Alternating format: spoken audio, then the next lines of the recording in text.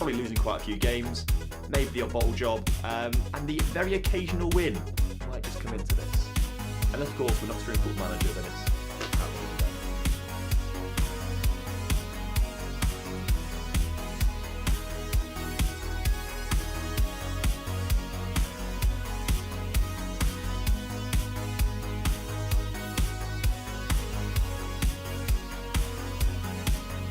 Hi guys, it's me, Tom. We're starting the stream soon. It's going to be really good. So please stick around and listen. Please stay.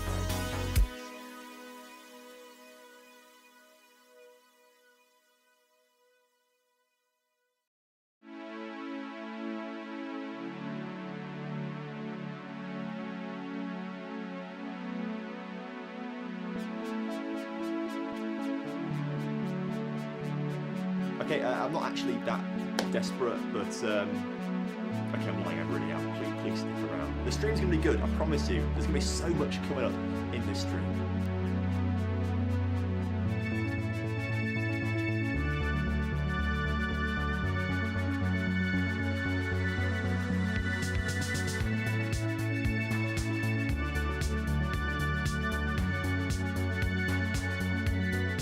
But I promise we are going to be starting soon. Although if you are really early, there's a good chance you might actually have to watch this over again another once or two times, depending on how quick I get to the stream. So enjoy it again, maybe, unless you hate it. Sorry.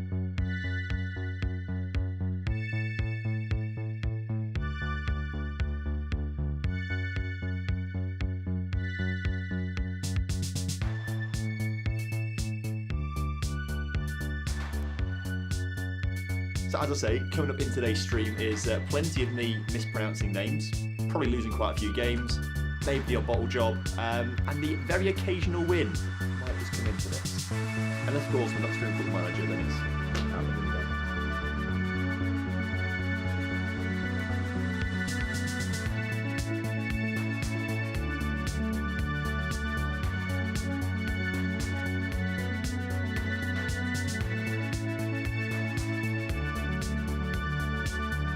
Hi guys, it's me, Tom. We're starting the stream soon. It's going to be really good. So please stick around and listen.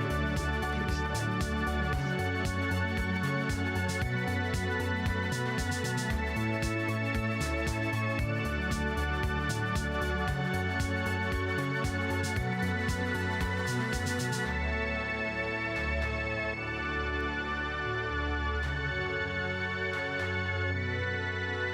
Okay, I'm not actually that desperate, but okay, I'm lying, I really am. Please stick around. The stream's going to be good, I promise you. There's going to be so much coming up in this stream.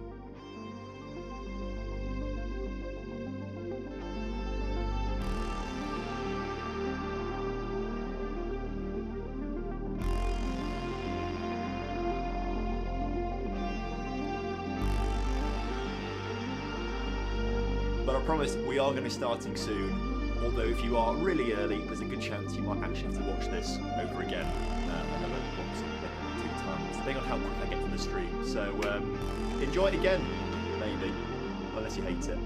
Sorry. Right then, everyone, it's time for a brand new season here with Dunajska Streda. We went through the transfers in my last stream last week. Now it's time to really get rocking and see if the new boys can make a big difference to the side. Hope you're all doing well. Hope you had a lovely weekend. I certainly had a good one. I had lots of Chinese food on Valentine's Day with Laura. That was great, a nice takeaway. And Lincoln didn't lose, which was good. We drew with Bolton, so we are still, oh God, it's nerve-wracking. We've got 15 games to go. We're still second place in League One, and I just don't know how much I want to believe it, because I don't want to get hurt. I don't want to get my heart broken by not getting promoted to the Championship. But man, I really, it's tough. I just don't know what to do with myself, really. We've got a game tomorrow night at home against Northampton as well. I'm nervous of that game. Every game I go into now, because we're 14 games in the league unbeaten now, so every game I go into, it's like it's going to end now, and I'm just, I don't know what to do with myself, really. But it is what it is, and Lincoln are still doing a good job right now, so we'll see. How is everyone in the chat then? Good to see you all. First men in the chat. I don't know what my voice or mouth is trying to do there. First person in the chat, Airy Beats. I'm new here, what save is this? We'll update things in a little moment, but we are playing with Dunajska Streda, this team shirt that I'm wearing right now. Got in the mystery box, and we're starting Season 3 with them right now. Soverimi, which I think I've probably butchered as a username. Notice me, Senpai. Hello, my friend. Good to see you. Welcome in. Was watching the Twin Manager video until I got this notification. Good. Glad you're with us here. Hopefully you can watch the Twin Managers later on after the stream finishes. Fizz is here as well, doing a career with MK Dons, and he's in the final of the FA Cup. Amazing. Keep us up to date with it. He's still in the championship with them as well. Keep us updated. Let us know how you get on with that one. Dim Pam, hello mate. Good to see you. Welcome in. Hope you're doing okay. Hi Tom, been a long time since caught a live stream. Watched your Sheffield Wednesday video, had an idea for a career. You can try and save Hamilton and win the UCL. They've received a 3-point deduction. I tell you what, it's not a bad idea, but the eye I've got in Scotland is Edinburgh City. They had like a 14-point deduction, I think, right? I'm pretty sure they had a 14-point deduction. I reckon. Correct me if I'm wrong though. Mushroom Man, hello mate, good to see you over on Twitch. How are things with you? I'm very well. I'm excited for this stream. Let's move my car out of the way. My desk. It's not really on my desk normally, but I will start fiddling with it, and I might lock the car and forget to lock it again, so I'll get that out of the way. Word Nate, good to see you. Feeling better, thank you. Yes, it was a bit of a weird, like, 48-hour sort of bug thing, I think, maybe, potentially, but I'm okay now. All good, thank you, which is all good. Finally caught your live stream, but tomorrow is a holiday, you love to see it. Hi from Namibia in Africa. Hello to Namibia, what a place. Won the FA Cup with MK Dons. You love to see it. Congrats, man. Appreciate all your success and hard work that you've put into that. I mean, what a great team, that MK Dons side. It's a shame it's MK Dons, if I'm honest with you. I can't really get behind the MK Dons part of it. But winning the FA Cup is a big achievement. Congratulations on that one. Have you checked my custom database for Tower of Icarus? I haven't seen your custom database for Tower of Icarus, no. Is that the one that you told me about ages ago, where it was like the Swiss-style format? Is that what it was? Up the imps, definitely, indeed. I mean, come on, let's hope we do it. Consider an Edinburgh save, make Edinburgh team the best team in Scotland. Yeah, that would be quite good fun. I do think that's probably the one I'd do for like the worst, like the bankrupt. I assume it's bankruptcy, so I'll be like the bankrupt team of Scotland kind of thing for the video sort of thing. Hello from South Africa. Hello to South Africa. Hello, Toby. Good to see you, my friends. Josh is here. Hello, mate. Good to see you, Josh. How are things? Managing Cheltenham as Club 2 of my journeyman. Just beat Plymouth 4-3 in League 1 playoff final. Congrats, man. Went 2-0 down and 3-2 down and came back when I took over in October last season. We're in 22nd in League 2. Mate, you've done a really good season. Amazing. Yeah, not bad, thanks, Josh. Not bad. Excited to get into... I didn't really stream much last week in the end, after being a bit ill. So I'm looking forward to getting into the proper meat of Season 3 now. We did all the transfers last time, and I think we're ready to get roaring with this one. So let's familiarise ourselves with what happened in the last stream. So if we go to recruitment, go down to transfer history. And again, it's one of these things in Football Manager that I hate, that although we made transfers this transfer window, some of them end up being on last season's transfers for some stupid reason. So, Jakov Skalica joins from Gorica. What a great name that is. He's a Croatian centre-back. He's pretty decent, 6'3", 15 jumping reach, 14 heading, 14 pace as well, which is very good for our division, and probably not all that bad for the Champions League that we're competing in this season. He's on 10 grand a week, so he's on an expensive contract, but I think he will be worth it. It's not quite as expensive as the contract for Alan Abando. After paying £2 million for Jakov, we have spent £2.4 million on Alan Abando and £17,000 a week on him as a striker. Acceleration a little bit low at 12, and some of these physicals are a little low. He's 21 years old, should improve a little bit in physicals, but they aren't going to get much better, I don't think. We're going to start to see these technicals improve a little bit as he is 21 years old, and then we'll get the mentals to come late, I would say. But I think he should be a pretty decent signing for us. We signed for $2.4 million, obviously on a big contract, but an Ecuadorian international, is a proven wonder kid in Football Manager, and already got a goal in the Champions League qualifying game that we played previously, so we'll talk about that in a minute. We also signed this guy called Ben Keefe, who's a centre-back from Germany. Looks pretty solid at 6'1", 14 jumping reach, 12 heading, good marking, passing and tackling for the way we want to play with ball-playing centre-back. So Ben is a good lad. Welcome into the team. Not quite a German international yet, and I doubt ever will be, really. But he's 19 years old, so could get an awful lot better. Who knows? We then move into the actual transfers for this. I just hate how it's all split up, basically. We'll get past Shimon Fashko first, who's kind of like a youth player. That's not going to do a whole lot for us, but he's a big centre mid at 6'5" and 17 jumping reach. He's just kind of like Slovakian and young and could be good for us in the future, potentially. So we'll see how that one goes. Juan Sforza is maybe one of the best signings that we made. He is a centre midfielder, Argentine, £10,000 a week on contract. We went big on wages this season after we got so much money from the Champions League last season. We've gone big on wages, so hopefully these guys return, make a good return on investment for us, I'd say.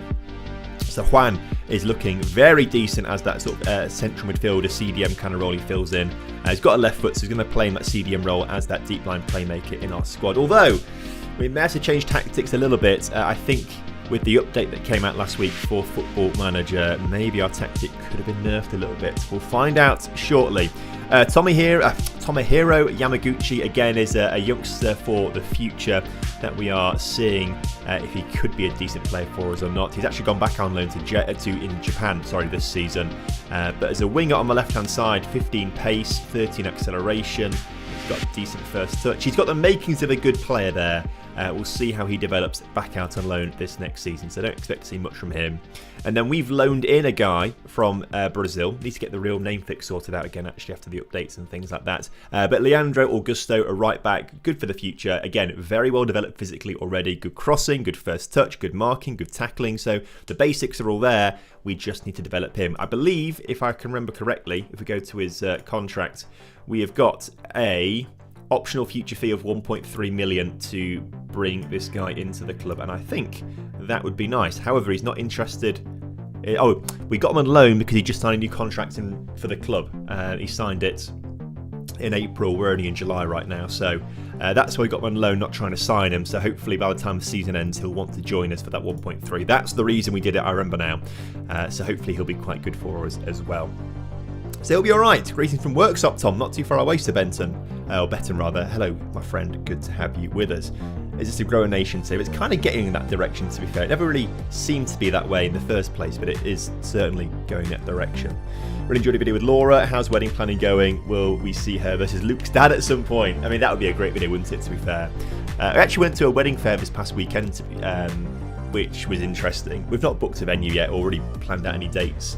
But it was interesting to see how many different things you can get for a wedding. It's great. Did you know chimney sweeps were a thing at weddings? I've never known this be a thing, but there was a guy there advertising his chimney sweep. And it's apparently a British thing. It's meant to be like, get a chimney sweep to your wedding and they give you good luck. I've never heard of it myself, but he was marketing himself as like traditional chimney sweep.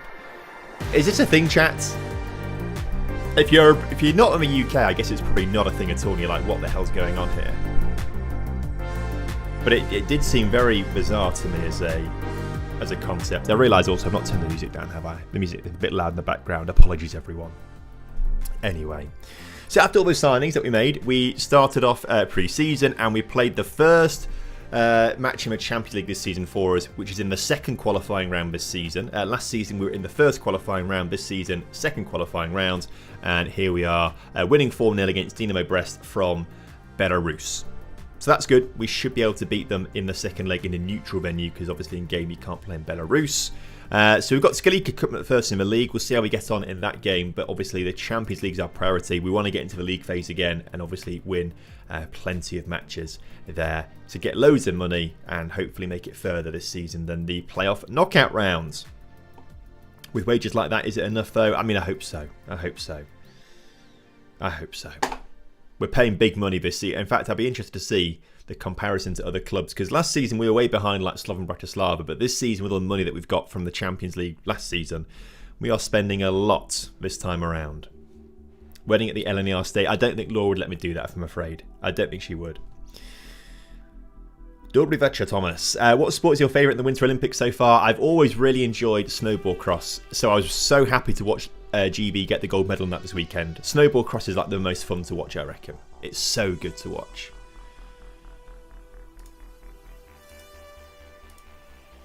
So that was my favourite, and I'm glad we got the gold in it in the team event, which is really cool. 3 gold medals for GB in the Winter Olympics, by the way. Ahead of Canada in the medals table. Insane.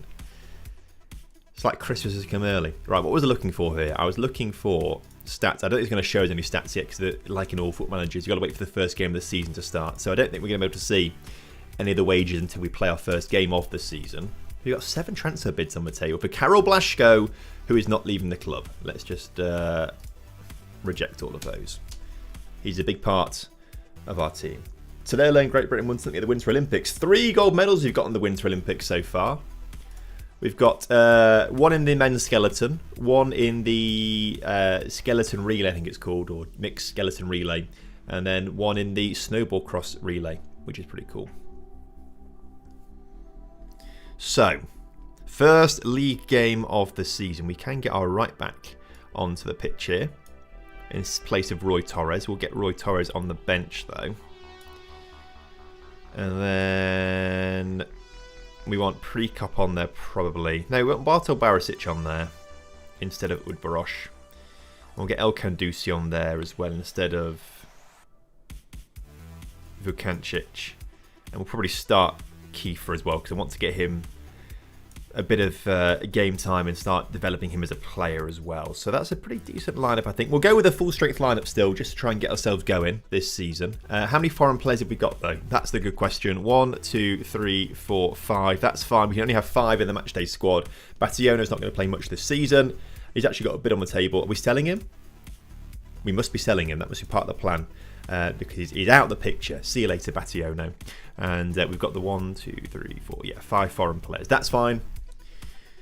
We're okay with that. Not a bad team, is it? Not a bad team. Bruno Durdov, Alan Abando, Amara Diouf, Saba Karabashvili. It's Wonder Kid Central here. It's Wonder Kid Central. Can you show me Diouf? It's Amara Diouf. He's developed quite well for us, actually, to be fair. He's 19 years old here. 3 caps for Senegal. We've got one a £3.3 thousand per week contract, which is nice. He's actually looked really 20 determination.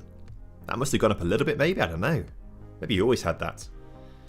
But he's developed really well over the past season. He's not had the goal scoring record that maybe you would want him to have. We play him as an inside forward. Although we're changing that. I was thinking about changing that to inverted winger or just a winger. He's got the right foot, so he should be an inside forward quite nicely. But he doesn't really get the goals, so I was thinking about changing him a little bit to be an inverted winger and maybe make Karabashvili more of a wing back to try and get forwards, and Diouf sits in that sort of pocket a little more potentially. Bruno Durdov's actually the man who gets more goals. On paper doesn't look quite as good, right? But he was very good last season in terms of goal scoring ability, and I'm fully expecting him to have another good season. It's reflected in his valuation of 7.2 to 8.2 million pounds as well, and he's wanted by 13 clubs: Wolfsburg, Troyes, Southampton, Legia Warsaw, Bayer Leverkusen, quite a decent amount of clubs there. Rumoured interest: Club Bruges. Yeah, we need to get the real name fix sorted again, don't we, for Lazio and Blue Neri. Cologne wants him as well. But looking to generate funds first, so clearly not a whole lot of money available right now for a lot of people. But it's interesting the range of clubs that want him, from the Championship, Serie B, Bundesliga, the Polish Ekstraklasa, Belgian Pro League, League. It's interesting, right? Anyway, let's get into this, shall we? We've got to give Leonardo a number. Roy Torres is already number 2, so you can be number 22 instead. You're so good you get your number twice. That's what it's going to be. Diouf looks insanely good. Yeah, he's pretty solid, actually. He's better than our Imrim looking, actually, but he must have developed very well last season. So we're favourites for a reason. Let's go out there and make a difference in our first game of the season in Season 3 here. Let's just switch this up to broadcast and get ourselves watching some football, shall we? So a 4-3-3 for Skalica, who did okay last season. They were fairly mid-table, but nothing really to worry about in that regard, I think. I think they're doing all right. But it's a team that we should be beating quite comfortably. Although with 10 minutes played and 0 shots for us, despite 67% possession, it's a little bit concerning, that, especially with the attacking talent we've got on the pitch right now. With Abando on a 6.6 and Diouf on a 6.5, it's like, what the hell are we doing right now? Leandro loses possession immediately, and Skalica try and get themselves forwards. And alright, the new boys are having a bit of a mare here on their league debut. In fact, both Kiefer and Leandro are making their actual debuts. They didn't play in the Champions League because they weren't in the squad for that one. I think they arrived too late to be registered for it, potentially. So they're just not in the Champions League squad. No, Kiefer must be there. I don't know why he didn't play. Either way, I probably had a good reason for it in the previous stream, but there we go. FA Cup draws in. Newcastle v Man City is the big tie of the round. Mansfield are home to Arsenal. That's cool. And Wrexham home v Chelsea. Shame they couldn't be the other way around for those clubs to get the really big revenue. But there we go. I'm sure they'll be happy just to be in that competition. Karabashvili pushes man over. Free. What is this highlight for then, ref? Or game rather, not ref. He's not in control of the highlights. The game's in control of the highlights. So free kick floated in. Are they going to score a goal off the back of it? Is anyone going to score a goal off the back of this? It'll be concerning if we do go 1-0 down here. Over the crossbar. Fine. Okay. Let's turn the match to sounds down in my ears a little bit. They are a bit loud. Sweet. So, let me know, chat, how are you getting on in your Football Manager saves over the past week or so? I know we've just seen MK Dons win the Premier League, the FA Cup.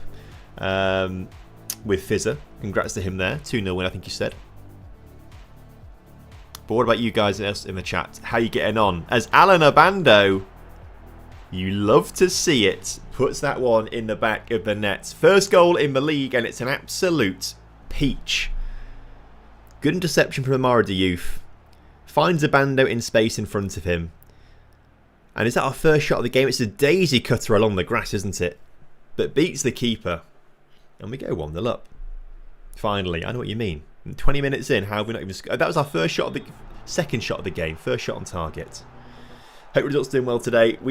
This is the first game actually, to be fair. So at the moment it's going okay. At the moment it's alright. Blasco finds Durdov in front of him. Mateta Pepper's there. Can he get his first of the league campaign? He can't. Skews his shot wide. Finally on the treble with Brighton, my club after so many seasons. Congrats, that's huge. Big result, that one. Big result. I feel like I'm a bit too loud. I'm going to drop the... There we go. Do I sound a bit better now in terms of volume? I think I was peaking a little bit in that. Just seeing look at the levels.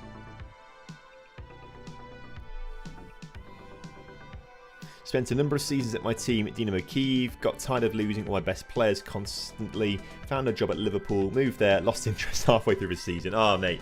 It's tough. It's always much more fun when you're managing your team, though. I agree.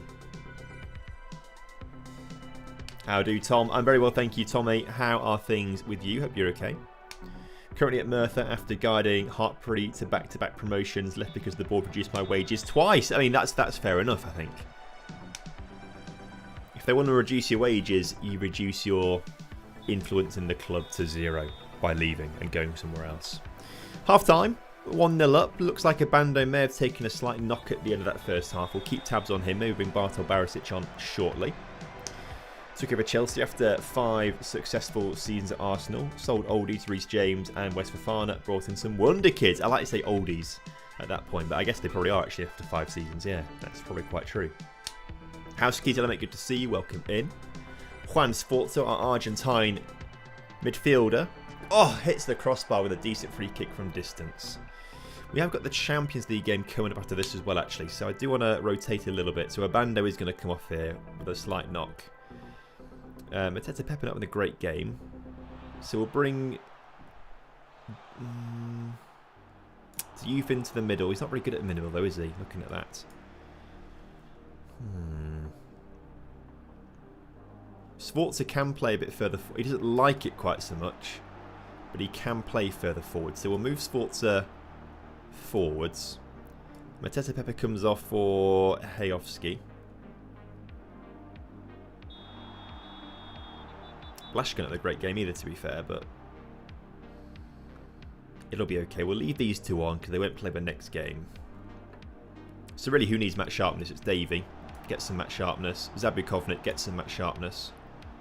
And Ilko could do with a bit of match sharpness too. So let's make those changes there. 5 changes all at once. A little risky this early in the game and only 1-0 up. But it is the first game of the season. So if we lose this one, it doesn't matter too much. We should be able to get ourselves back going in all of that, which would be good.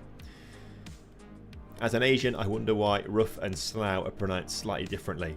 They're very different, actually, to be fair. It's just the nuances of the English language, I'm afraid. Just the nuances. Did you and Laura have a nice Valentine's Day? It was pretty chill. I mean, I went to the football, did the commentary for Lincoln City, to be fair, but in the evening, had Chinese, chilled out with Elsie, and yeah, it's pretty chilled out. Watched a lot of the Olympics and stuff like that. So it was good fun. Thank you, mate. It was good fun. Hello, Tom. Currently doing a Schalke save Season 1. Bought the likes of Sterling on a free and Carl on loan. The team is pretty strong. Currently sitting bottom of the league after 12 games. Multiple tactics, but I don't know what to do at this point. Yeah, that is quite tough, actually. Any advice for Morgan in the chat here on this one?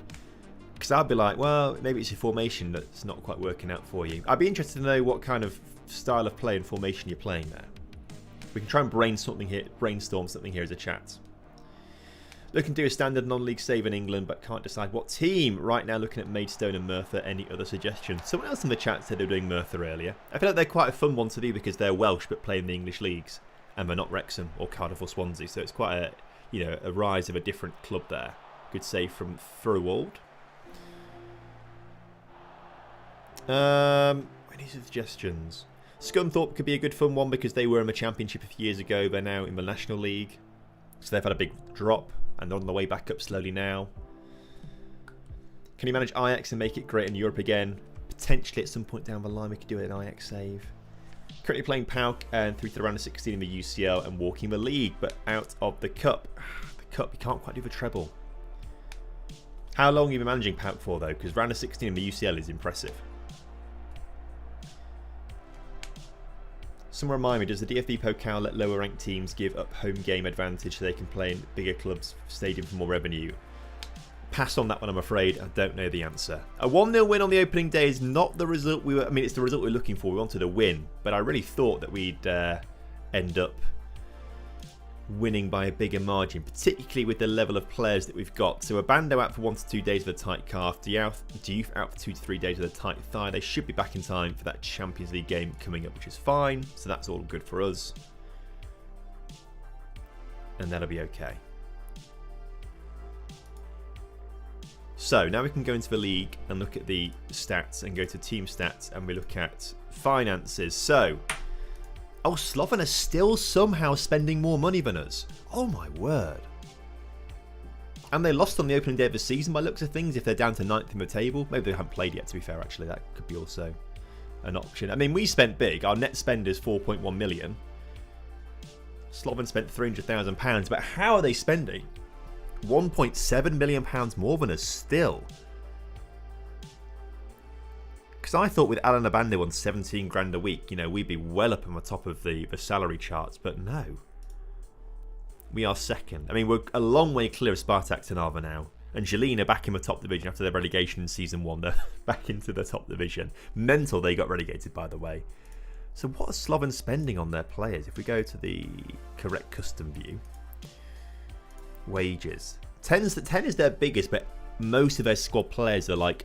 or first team players really are like 4k and above, where it's a bit different on ours. Is it 17, 10, 10, 9, 6? I mean, everyone sort of drops below. Yeah, okay, so it's the top few players on big wages and then everyone else sort of drops down a little bit.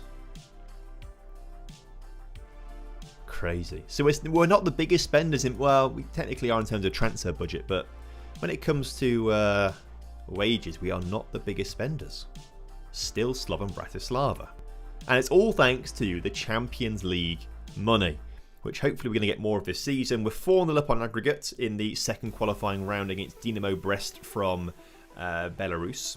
About to have a second leg here, and ideally we're going to end up with a big win there. Man City coming in with a bid for Amara Diouf. Now this is not worth the money.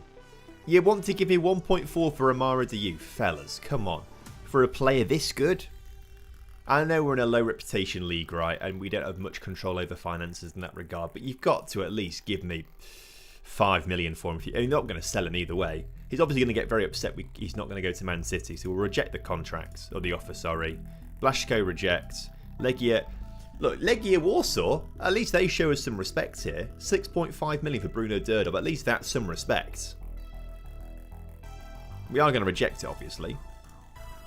Valko on loan as a squad player. No, if you're going to go on loan, Valko, it needs to be regular starter. They say yes to that, so that's fine. There we go. 4,800 season tickets sold. An increase of about 300 or so. That's nice. What does that do for our budgets? We have got... Sorry, it's on the club actually, isn't it? I've been switching between skins as well, and things are on different places on these skins as well. 15 million we've got in the bank. Okay, that's good. Nice. The youth now obviously very upset with us. Oh, no. Right, this is the conversation I never wanted to have.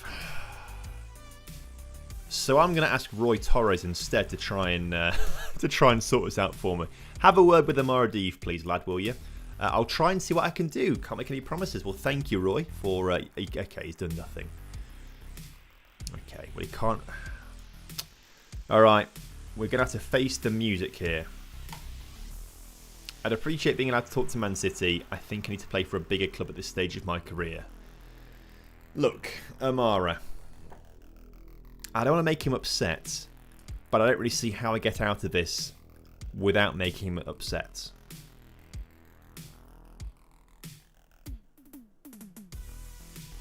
The only way I think we could do it is getting him to accept leaving for a large amount of money. But I don't think he's going to agree to anything over like 2 million. So do we go and say, what would it take to commit to the club? Oh, he doesn't really want, he just wants to play for a bigger club.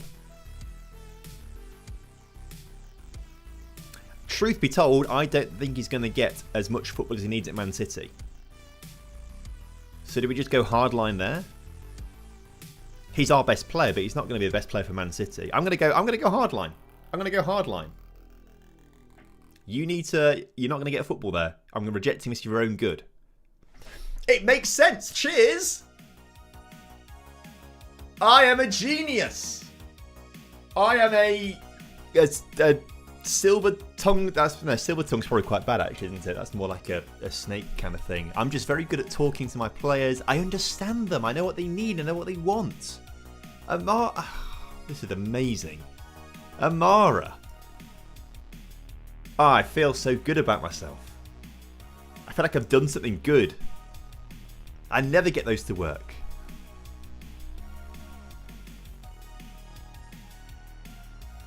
Man City execs punch in the air right now. Is he Yamal or Doué? He's better than both of them. That's the answer. That's the truth of it, if I'm honest with you. More bids coming for other players, though. So what's going on here, then? We've got team selection. That's fine. Swansea. Oh, Cardiff want Fowold for £205,000. I think we paid more for him than that. What did we pay for him? Oh, £650,000. So no, of course not. He's our first choice keeper this season as well. Loads of bids for Bruno Derdov, loads of bids for Mateta Pepper. They're what the bids are for there. Bationo is going to leave soon after his work permit gets sorted out. Don't care about you anymore because we don't want you anymore. So I'm going to remove you from my shortlist so we don't get any info on you. Southampton, 7.5 million for Derdov. We are going to reject that. Roma, 2.9 for Mateta Pepper, reject. Bologna, 450k for Blasco, reject. And then all these Derdov offers here as well are getting to 7.5, 7 point... That's a lot of money, isn't it? We're going to keep rejecting it, though, because he's a good player for us. And Paderborn there as well for Mateta Pepper. Oh. Not long. I say not long. It's another month, isn't it? The transfer window goes through all of August, isn't there? We're going to get some big bids coming for some of these players, aren't we? We're going to get some big bids come in. Right, Roy Torres is going to start because Leandro wasn't registered in time. Kiefer comes off for Gallica. Diouf is very tired, actually, by the way, for this game. We're 4-0 up, to be fair, so I'm happy to kind of just like be like, yeah, sure. We can rotate and rest you. Same with Sforza. We'll get Hayovsky on there. But everyone else can stay for now. I would say. Yeah, that works for me. Yeah, the 4 players off the bench are unregistered. That's fine. Go to match. Let's see what we can do here.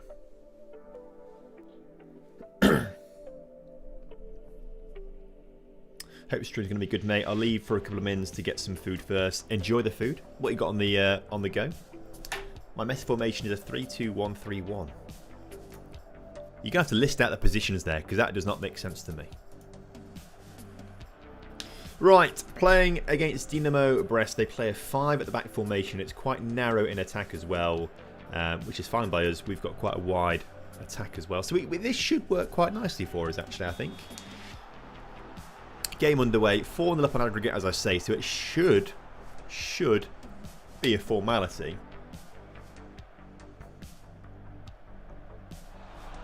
That we go on to win this game comfortably and get through to the third qualifying round. Now, I believe the draw's already been done for the third qualifying round, and I believe we should know who it is that we get to play against, but for the life of me, I cannot remember who we've been drawn against. So I won't speculate too much as the ball pings around the penalty area. Area?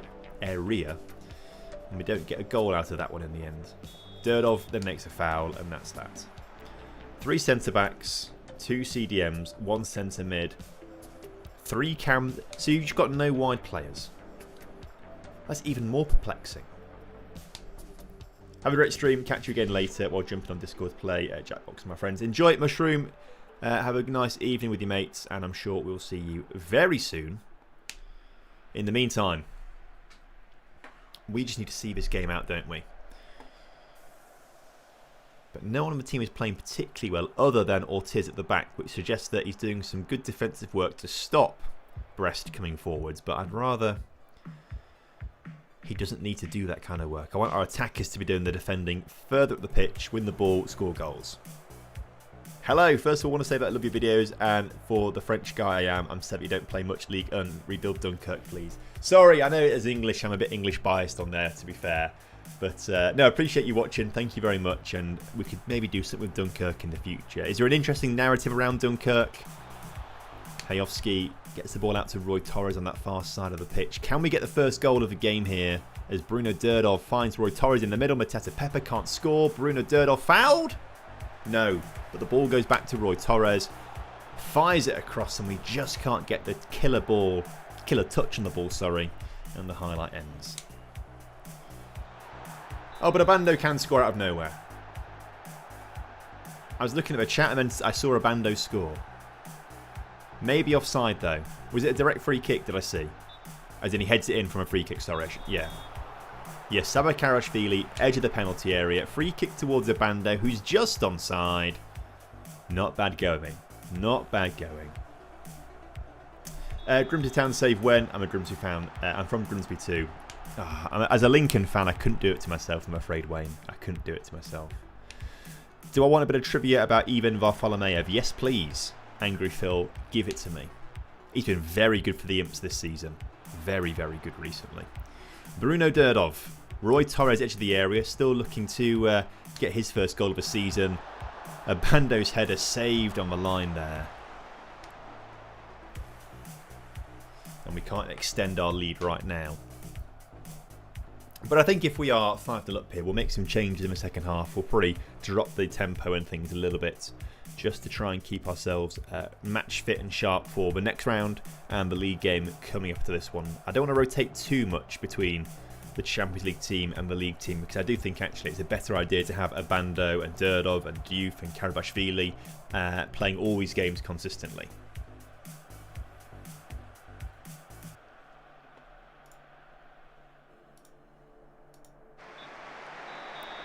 Second half underway. Got a question. How do you recruit and find good players in FM? I really struggle to find good players when I play poor clubs. Sorry for the long message. No worries, my friend. It's a lot of the just having scouts out all season, just making sure I'm managing what the scouts do and where they go all season to get good ideas of players and things like that. A lot of manual searching sometimes for like players with transfer values. Say I've got £100,000 to spend, I'll look at players with like max valuation of like £10,000 or so, which is quite handy. Maybe £20,000. Look at their wages, so you can kind of get ideas there and manually scout those guys out. Like, you know, click on them and say, get a scout report on this individual player. And then the transfer room is very handy in FM26. Transfer room is really, really good. And then always you can get decent players from Premier League clubs or top division clubs on loan from like the youth teams. They're always not guaranteed to be good, but they're usually pretty good and affordable. So that's the general sort of gist I go through and all that kind of stuff. As we've gone 2-0 up here with Bruno Derdov. I mean, Derdov and Obando and Karabashvili, these three that we signed, they're more of like, we know they're very good players in Football Manager, so let's try and bring them in whilst we can because they're affordable for us. So sometimes you just know the players to go for. An hour on the clock then. Let's make a few changes. Ortiz could do with a bit of a rest. We'll bring Kiefer on. Zabukovnik on. You come for Blasco. Bartol Barisic. Udvarosh is going to come on as well. And then anyone else need a bit of a rest or anything? Not really. We'll make those 4 changes and see how it goes. He started in the youth academy of Tavria. I can't see the second part of that. Simferopol, who were the first champions of independent Ukraine back in 1992. I didn't know they were the first independent champions of Ukraine. That's pretty cool. Or the first champions of independent Ukraine, I should say. That is cool, to be fair. As Udvarosh, off the bench, gets his goal. Nice one, fella. Very good fact there, Angry Phil. I'll remember that one. Reading fan managed to get a double promotion to the Prem with no money. Now we're just getting pumped with mostly League One squad, unfortunately. That's quite tough. But the parachute payments, they're going to be amazing. Amazing. Huge fan from you from Portugal. I'm glad that YouTube recommends videos from you because I love your content. Thanks for the company you make all the nights from watching your videos. Continue your amazing work. Hey, thank you very much, man. Appreciate it. Glad to have you with us. And hope you continue to enjoy the videos. And the guy who edits these streams actually is Portuguese. The guy who edits the streams is from Portugal. And he does a very good job of it as well. Very good job. Over on the second channel, these streams get clipped up and put up on the second channel, more TomFM. So if you want another channel to go to and catch up on this with, that's the one to go to. Doing a career on FM26 and the formation is a 4-2-3-1. I do win matches but don't get enough goals. Any tips, please? Tom. Generally, I would say higher tempos. Like FM24, higher tempo for me seems to work quite well. But sometimes it's about playing around with player roles a little bit. Maybe if you've got a really big striker, change the role to like a target forward. It's not one that I use often, but I've heard a lot of people in the chat say target forwards work very well. I always use channel forwards to try and get between the lines a little bit. Maybe sometimes change your wide man, have one inside forward, one as a winger kind of thing. It's just about trying to get the different players to create goals and things like that, I suppose. MK Don say, but instead of trying to get them promoted, you try and get them as many relegations as possible. No, I actually quite like that as an idea, to be fair. I quite like that.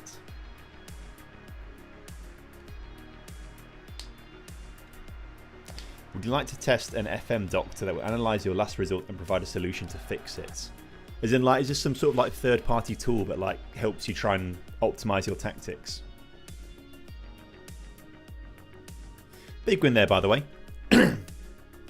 So we beat Dynamo Brest 7-0 on aggregate and go into the next third qualifying round, which is good. And are we being told who we play yet? I don't think we have been told who we're going to play yet. Oh, that's quite exciting. I guess there's more games to play. This is the Tuesday. We've got the Wednesday games to play, and then we'll probably find out on Thursday who we're playing against, I would imagine. You're about to go on loan. Amazing. Off you go. Blasco has got loads of offers in for him again. But not big offers. This one from Benfica rising to 1.1 million might be the biggest we've ever had for Blasco. Until they give me 10 million, he's not going. He's not going. Team leader meeting. Oh, Blasco's unhappy that he can't leave the club.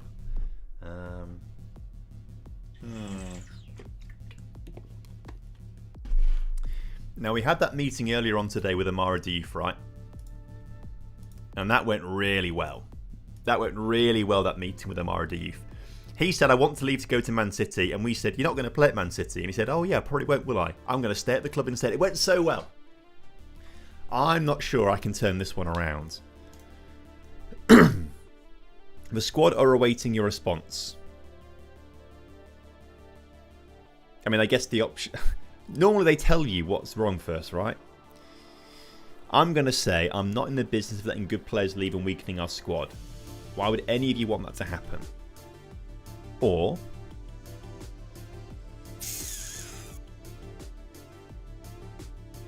do I just say, this is all about the team? All about the team. He's going to have to accept my decision and get on with it like the rest of you. I'm going to say that. Surely you can see it doesn't make sense to keep unhappy players at the club. Okay, that's not gone well. The players look disappointed and let down. Well, look, do I escalate this now? Do I start to stamp my authority on this a little bit? I'm angry with how things have gone. My ability should never be questioned like this. I can assure you all. I mean, I'd say there's consequences. There'll be consequences for Bartels and Prekop because they won't play games. But I do quite like Mateta Pepper and Roy Torres. So I kind of want them to play games. I'll just say I've got unprofessional players on my hands right now. And they just left me in deathly silence. Okay, well. We'll see how this develops. I mean, so far it's been okay. But we'll see. Ooh, a tough draw. We've been drawn against Red Star Belgrade in the Champions League third qualifying round. That's a tough one. However, we go back to last season. We beat... Actually, Red Bull Salzburg are maybe on par with them in terms of quality. Maybe a little bit better, actually. We beat them in the Champions League final qualifying round last season. We lost 1-0 to Bayern. We beat Atletico Madrid, didn't we? 3-1. We drew with Shakhtar. We beat Galatasaray. Ignore the losses to Feyenoord and look, we can do it. We could do it. It's a winnable game in my eyes. And this bloke called Rodrigo is banned. Are you good? You do look quite good. So that's fantastic for us. Fantastic for us. Greetings from Canada. Any thoughts on MLS? Hello to Canada. It's an interesting league, MLS. When is it changing to be in line with the European calendar? I think it will get taken more seriously. Genuinely, is a weird sort of psychological thing. I think it will get taken more seriously when it is aligned to the European calendar. I know they are changing it, right? But yeah, Whitecaps are a good side. Did you guys get to the CONCACAF Champions Cup final? Am I making it up? Did you get there at one point? £8 million now for Bruno Derdov.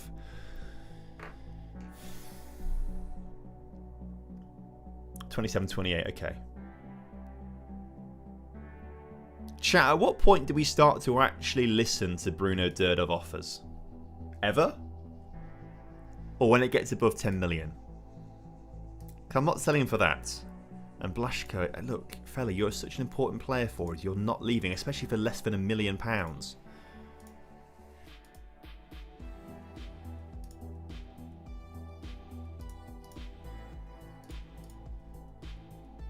Bruce Thigh for Gulika. Okay, that's fine. And when promotion relegation comes in, be massive respect for the MLS. I'm not sure promotion relegation will ever come in, if I'm honest with you. I just don't really see that as a thing that MLS wants and will ever do. It would be cool though.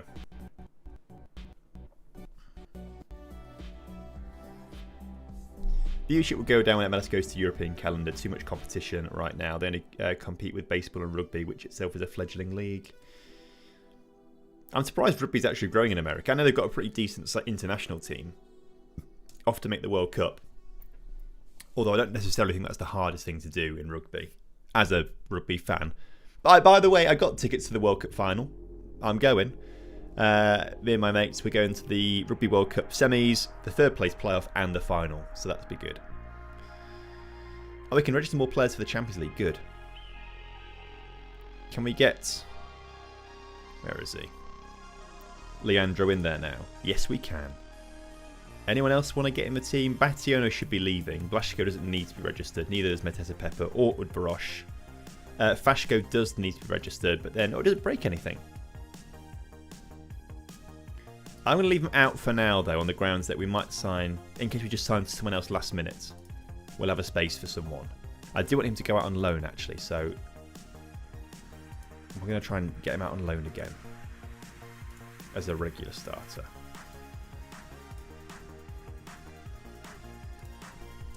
That'd be quite good.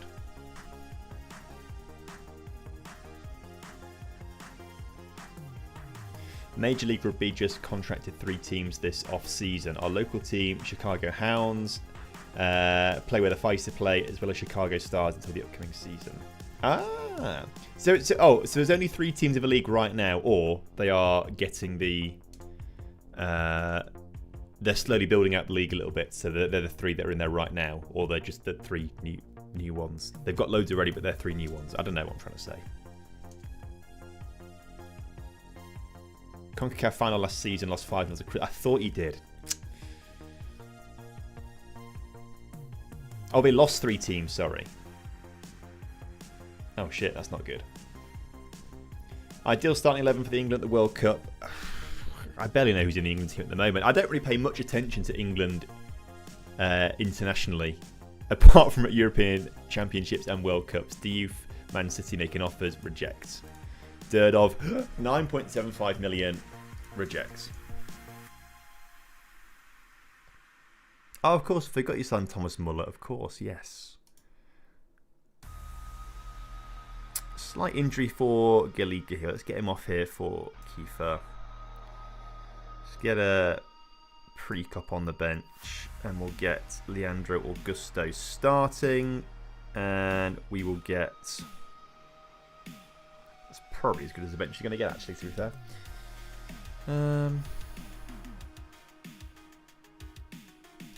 Amara Deef back on. But again, we'll probably bring off Diouf, Abando, Karabashvili, maybe Ortiz as well, to rest those star players for us. Yeah, I think Durdov will be gone pretty soon. I'd like to know how, if we can try and keep it going until the very end of the transfer window. That would be quite handy. If we can keep him until the end of the transfer window, maybe the bids get up to like 15 million. At which point we probably should say yes. Could you buy a replacement for Durdov if you sold him at this point? I'm sure we could find someone. We've got Ilko in the team right now who could do an alright job. But we'd want someone a bit better than that. But it would be interesting to see what we could find out there. We've got scouts all over the world. So we'll see what they could do. We'll see what they could do as they scour the planet looking for the new wonder kids that are going to come in and change our lives.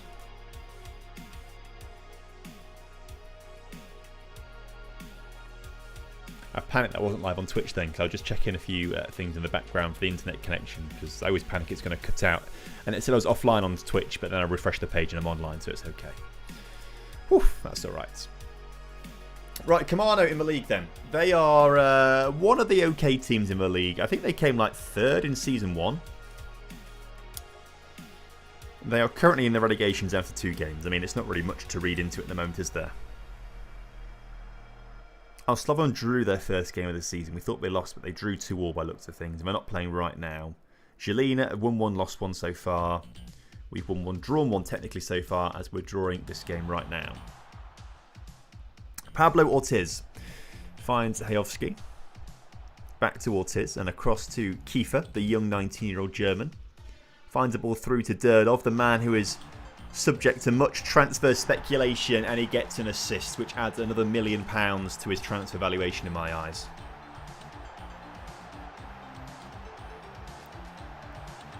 I want £10.75 million offers now. The number 11 doing the bits there for us. Getting past his men.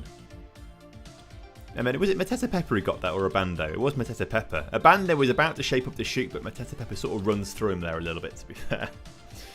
Negotiate £15 million for Durdov from Premier League clubs. Will hopefully bankroll major upgrades. Not that we need them right now anyway. We don't really right now, do we?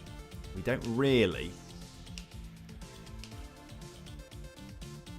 But it'd be good to keep an eye on Wonder Kids, won't it? And just try and bring a load in.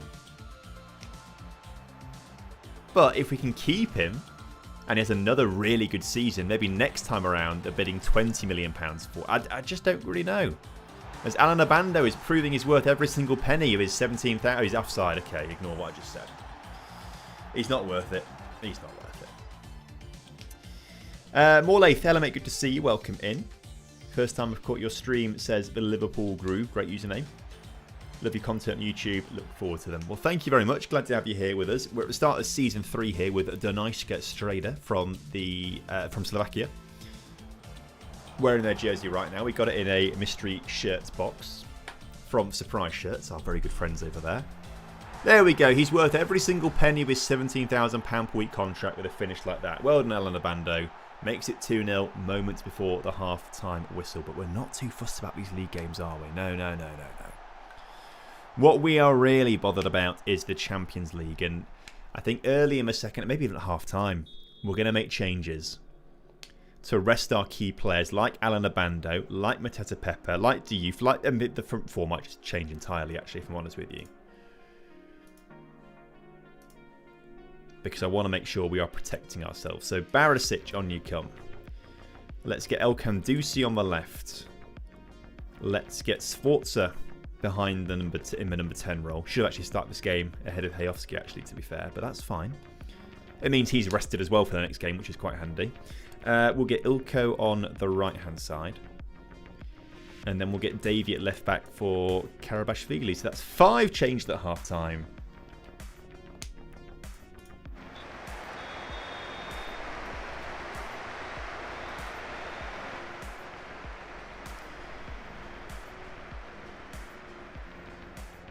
And we should be good to go against Red Star Belgrade in the next game with those guys rested up fully. Hopefully, maybe. Was abandoned in the middle of the box. Very good. Very good pun, that. We should be using that frequently, I think, going forwards here. Sforza, ball forward to Ilko, the new guy, the new substitute coming onto the pitch. Making his first impact on the game with a... Actually works out quite nicely with a pass to Davey there in the end. Davey brought down in the area. Oh, apparently he was. I'll be honest, this scene, he's having his shirt pulled, okay. I can kind of see that. Well, I can't see it because it's not really in the match engine. They need to sort of upgrade that a little bit to have those animations a bit clearer. But we've got a penalty. Let's get into free cam. Let's get into this. And let's get a good view of Bartol Barisic here. Go on, fella. The young Croat sends the keeper the wrong way. Gets his goal there. And puts us 3 up here. Fantastic work from Bartol, who's had a tough time since we've started the save. ACL injuries. Behind other players. A real shame. Yeah, the camera's a mod, sorry, yeah. I've not actually got a link to it to hand, but if you just type in FM26 free cam mod, then it comes up. It's my favourite mod. It's so useful for videos and things like that. Just to change things up a little bit and make things look a bit nicer. So 3-0 up here. I think this is already going to be a comfortable 3 points. But Sforza wants to make sure he gets himself on the score sheet here. He's good at free kicks. And he hits the post again. That's the second time today we've seen him hit the post from a direct free kick. Unlucky fella. Unlucky. We are seeing a goal kick straight away though. So let's see what's going to happen from this. Do it for certain staff or whoever responds to the adverts the best. I always look for staff manually by like, say I'm looking for like a scout. I'll filter it by like, you know, judging player potential and ability is outstanding. I can't remember what's the best one nowadays. But whatever the best one is, and then start to lower it until we get players that are interested. I never and very rarely use adverts, but they are quite handy adverts to try and get down on the admin a little bit, to be fair. In my opinion.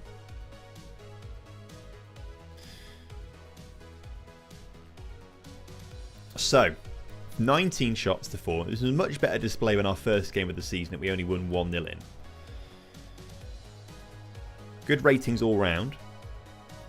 Ilko on a 7.4 after coming on at half time. Almost gets an assist there. Not really sure what... Oh, Bartol Barisic handles the ball anyway, so what that highlight was for, I don't really know. But Ilko's got another chance now to get himself an assist. Cleared. Only as far as Leandro Augusto. His shot from distance, well over the crossbar in the end there. RIP. 15 to go. And there's another highlight straight from a goal kick. Back to Tom's watching your mate Kevin with the Lego. Does he do Lego live streams, Kev? They must do. It make a lot of sense for him to, actually, to be fair. He's done well with that channel. Has Kev.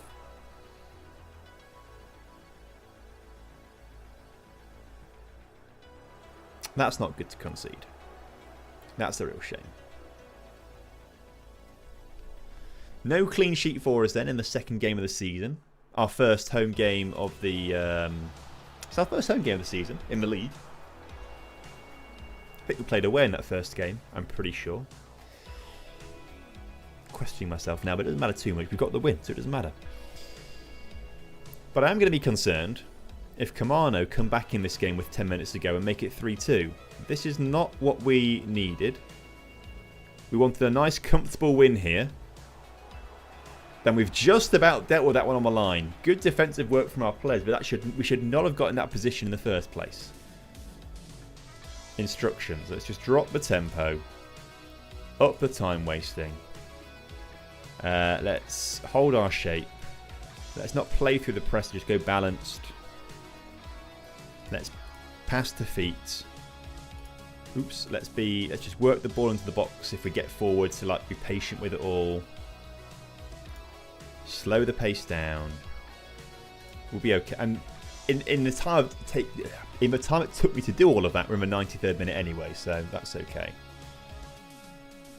There are some highlights you can spend several minutes watching. I have no idea why. Yeah, they needed to work on the highlights, I think, and the timing of them. Because sometimes when I'm recording goals for videos, I can watch literally a 2-minute highlight to get to the goal. And it doesn't need to be that. Just show me like 15 seconds before the goal, and that's all I need to see. But we win the game 3-1. Not a clean sheet, unfortunately. But a very good match momentum for us there. As expected, we're a dominant force in the league once again. So, puts us top of the table after 2 games. Not exactly impressive. But we should now be in a good position with rested players to take on Red Star Belgrade away from home in the first leg in Belgrade. Now offers with Pashko, annoyingly. I want him to go out on loan. Sky Wellhome, good to see you. Welcome in. Good to have you with us. And we've continued quite far in the game, actually. So let's go through these news items. Methods Pepper does the business with a goal. Amazing stuff. You love to see it. Lens make a £10.25 million offer for Bruno Durdov.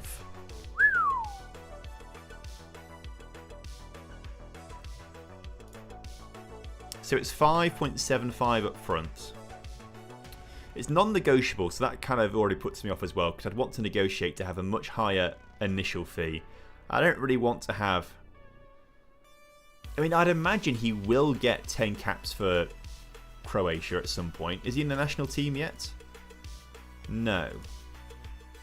But he has got 8 under-21 caps and 2 goals, so he's on the fringes of it.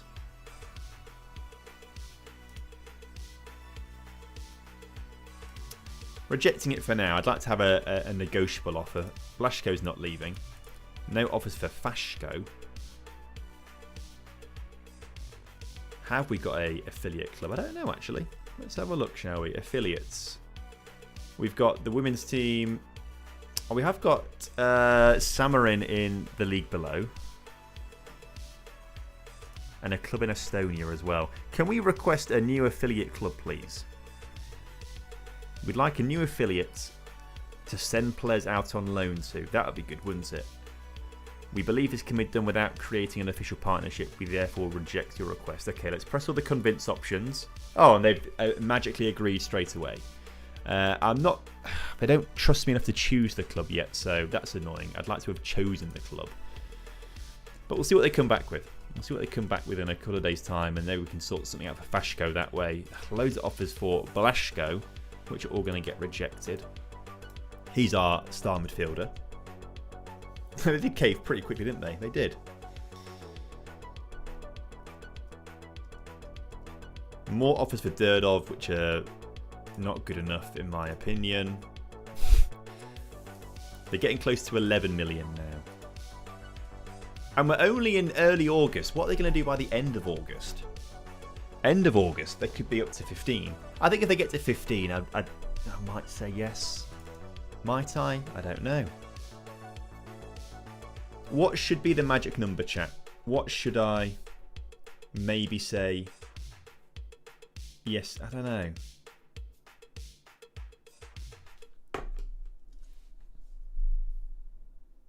250 million. Yeah, it's a good point. 250 mil. Right, Red Star Belgrade. We have got Leandro registered for this one, actually, so we could play him here. Keith is going to come off for... In fact, what I'm going to do is just go to... Pick first team. There we go. So the bench is all in the right order there as well.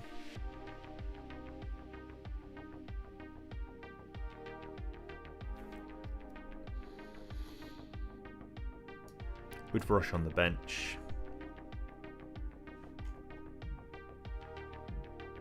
Who is better, Leandro or Roy Torres? Let's just compare the two of them right now. I don't think either are like amazing yet. Oh, Leandro is better. Leandro is better. And he's younger, 3 years younger.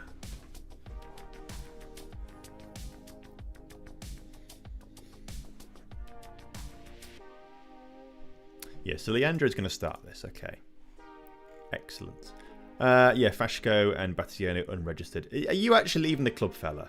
This bid's been on this for a long time. Just accept it and go. So there's the team. Let's go to the game. Everyone is fully fit. A little bit of match sharpness lacking for Augusto and Galika, but that's okay.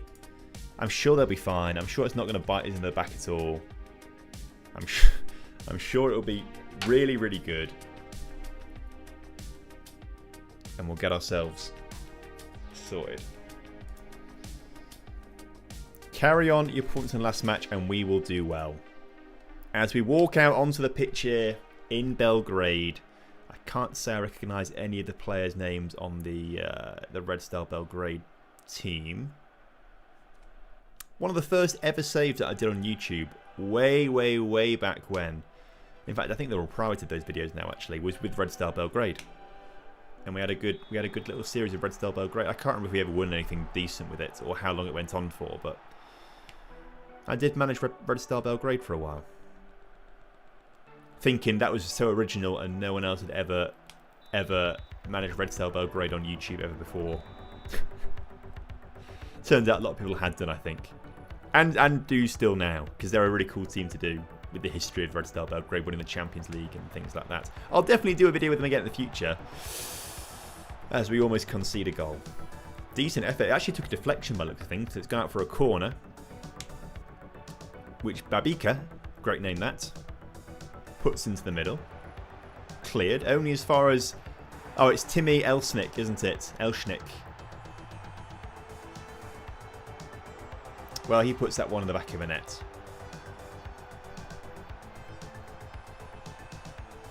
That's not a good start to the game for us.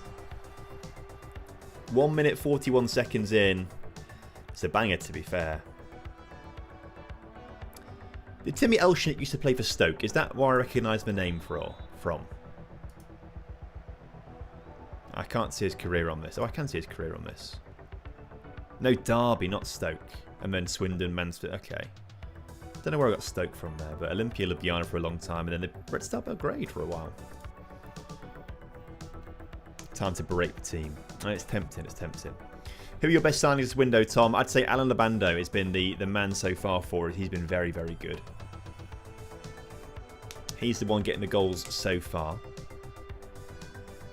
Not in this game, obviously, because we're 1-0 down, but in general, Good evening, Root. How you doing, mate? Good to see you. Welcome in. Warlath is torn on who to root for now. Are you a Red Star Belgrade fan? We are dominating the game. I say dominating. 7 shots to 4 shots. 7 shots to 5 shots. Not really dominating, is it? But we're doing better. We're doing better than Crvena Zvezda. I think I'm not saying that correctly, but Red Star Belgrade. We'll say it in English. Amara Diouf then. Come on, fellas. Let's get ourselves back in this game. Low cross into the penalty area. Blocked. And Elshnik clears it to their corner taker, Babica, who manages to bring the ball all the way up the pitch here. And gets past our defenders with ease. Oh, this is going to be 2-0, isn't it? Bruno Duarte makes it 2, and now we've got a real mountain to climb. Now we've got a real mountain to climb.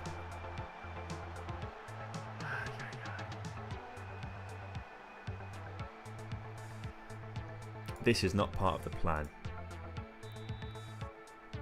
Oh, there's new little icons here. I did not know that was there. Berate. Let's berate the team.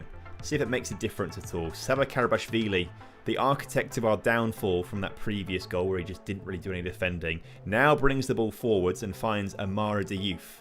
The two wonder kids combining, along with Karol Blaszko and Juan Sforza.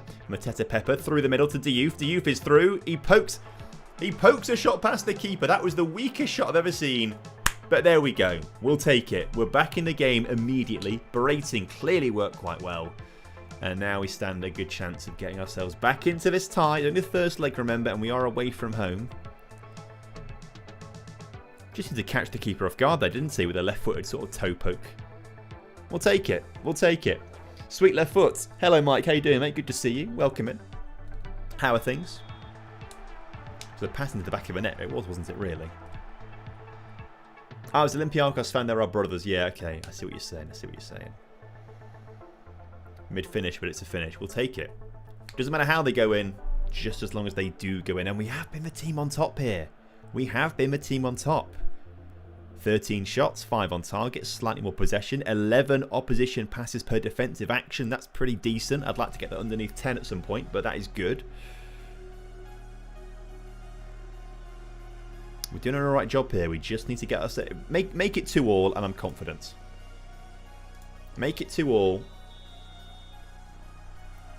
And I back us back at our place.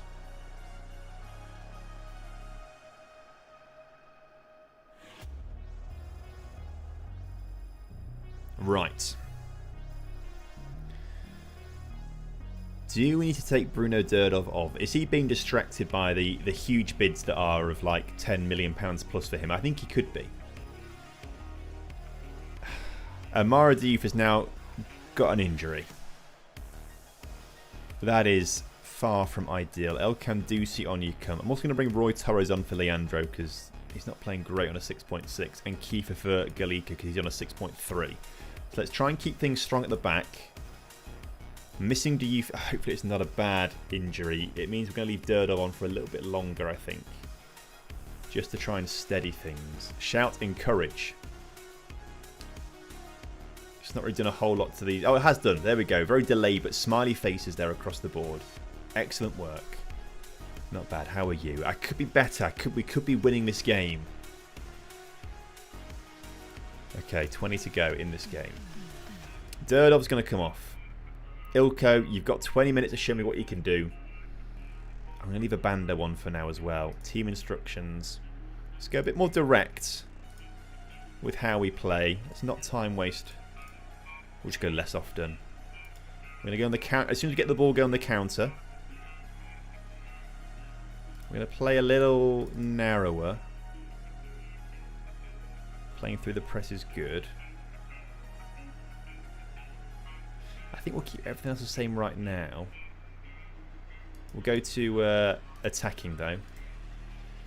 And try and get this sorted out, shall we? Let's try and get this sorted out. Now, I've just realised that my notifications are not working. I don't know how to... My activity feed is not working. I've no idea why. So we've just got a massive raid come through and I've no idea who it's from. Because nothing's working on my screen, actually. Thank you, everyone, for jumping in. Oh, it's updating. Elite Gaffer. Thank you very much for the raid, man. Much appreciated. How are you all doing? Good to have you with us. You join us at a very tense moment in the game right now. Well, we're 2-1 down to Red Star Belgrade in the first leg of the third qualifying round of the Champions League. We're playing a Slovakian side, Dunajska Streda. And Alan Abando has just missed the target from point-blank range. That was the moment. Look at the match stats. We've been all over them. We've been all over them.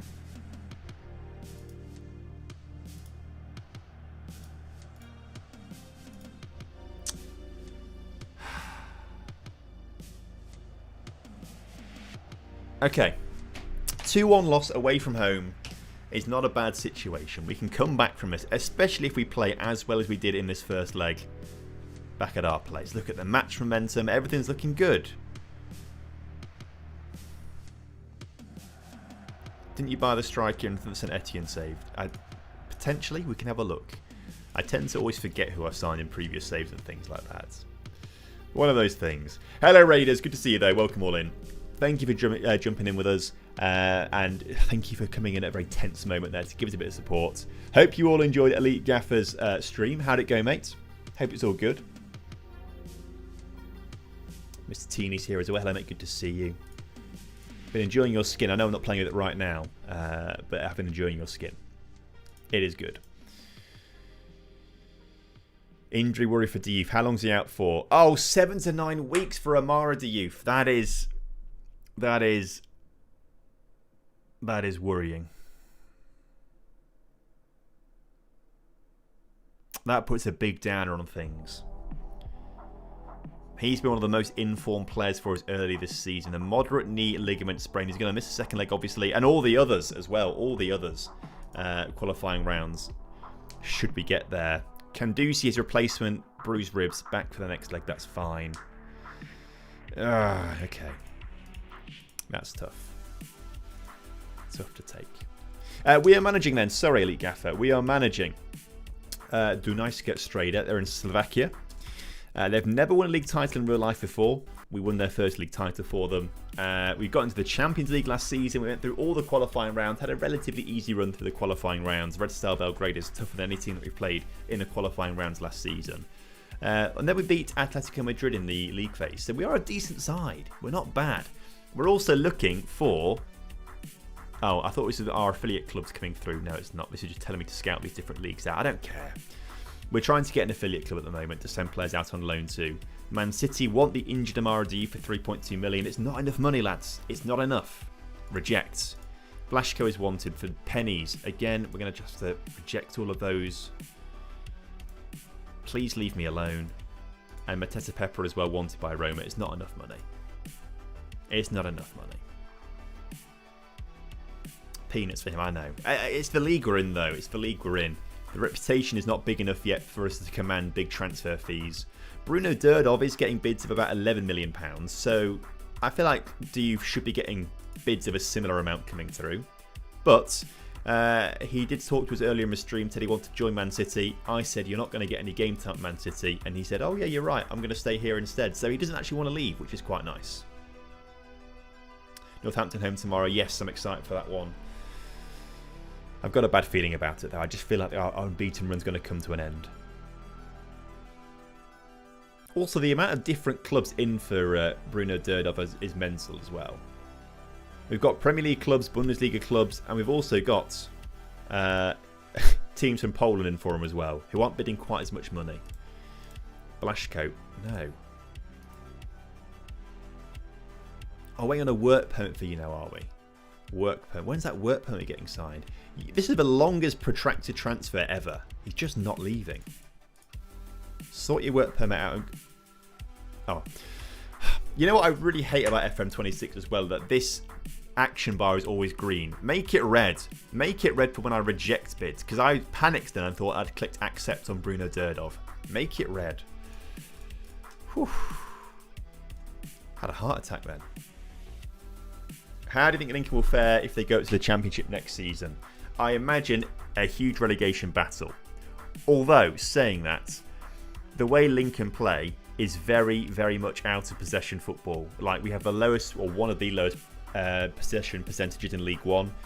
We're very good without the ball. That's the entire game plan. So actually, it translates maybe even better to the Championship. Not to the point where we're going to win the Championship or anything like that, but I think everyone expects us to be in a relegation battle. Maybe we'd be in like 16th instead. You know, that's my kind of thinking of how good it could be in the Championship next season. I mean, I'll just take a season of the Championship. I'm more than happy to be in this Championship for a season, and then go back to League One and have a few more seasons there. Because for a club of Lincoln size, it's the furthest we could ever get to, I think, in my opinion. Right. Changes to the lineup then. Kiefer, on you come. Roy Torres, on you come. Let's get... To be fair, the rest of the team kind of can play. Although I do want to rest them all up for the Champions League match. So actually we should probably just rotate everyone. So Bartol, Barisic, on you come. Let's get Udvarosh on in the attacking midfield. Let's give Derdov a rest and bring Ilko on. We'll get Zabukovnik and we'll get, where is he? Hayovsky on.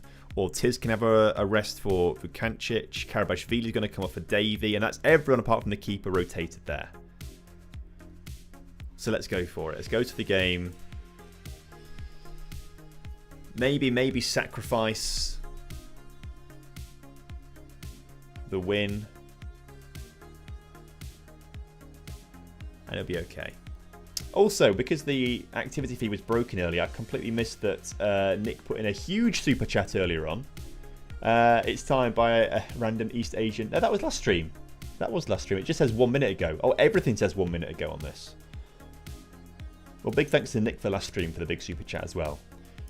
I don't know what's going on with these notifications tonight and the activity feed on OBS. It was a little bit broken. Weird. Anyway. League game here that we now don't really care about too much. We're playing Zemplin, who did pretty well last season. I think you broke OBS. I think so, definitely. We're in this lovely... We're wearing this kit today. Our away kit. Or third kit, which one it is. I can't remember now. But I'm matching the players today, which is quite nice now. Matching the players. So we'll see how we get on in this one. It always feels like a bit of a lull in between these Champions League games that are so intense. And then we go to play the other teams in the league. I say that, we always conceded a goal there. How they've not scored there, I don't know. El Kandusi now looking to bring the ball forwards here and get us underway. Bartol Barisic back out to El Kandusi, but that was the end of the highlight. Fair enough. Any tips for League One and FM? Got back-to-back promotion to Dorking and bottled an 8-point lead in second in League One, and then bottled playoffs. Got a guy called Thierry Henry playing a 5-2-1-2. Zabukovnik, by the way, banger. Huge goal from him. He's not going to get much football this season. But when he does things like this. One touch to control. That's my... Oh, it took a big deflection. I was reading the chat to be here at the same time. But still. He'll take the banger. Anyway. Low on funds. Unlucky bottling the league. I think you're probably unlucky bottling the league, to be fair. But loans are your best friend in the lower league. Loans are your best friend. I know Zealand always sings about it. Loans. But they are your best friend in the lower league. So try and get an affiliate with the Premier League club maybe. But just, you know, go and bid on a few of them on loan and try and get a few for free. It's very handy. They're good. That's the best way to progress through the leagues, I would say. As we managed to score from a corner this time. Left back Davey puts it into the middle. Barisic at the near post is there. And we're 2-0 up in 10 minutes here, which is great. We're going to probably leave the starting 11 on for the entire game to make sure that our first string team gets as much rest as possible before that Red Star Belgrade game at home. We have to win it. We've got to win it by 2 clear goals as well, unless we want to go to penalties, which I don't really want to do. So we need a huge monumental effort in that game. Huge monumental.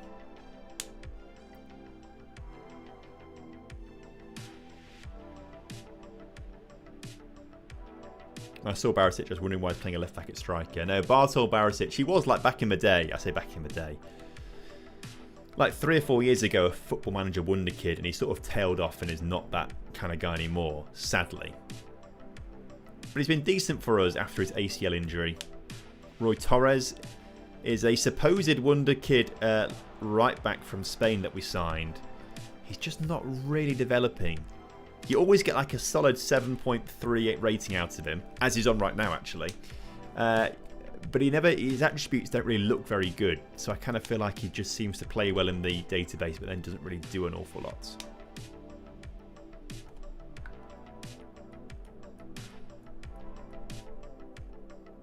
But there we go. Can you explain why you have so many friendlies arranged? Friendly? I don't have any friendlies arranged. These are all league games that we're playing right now. I think we only had three friendlies in pre-season, if I remember correctly. So not many.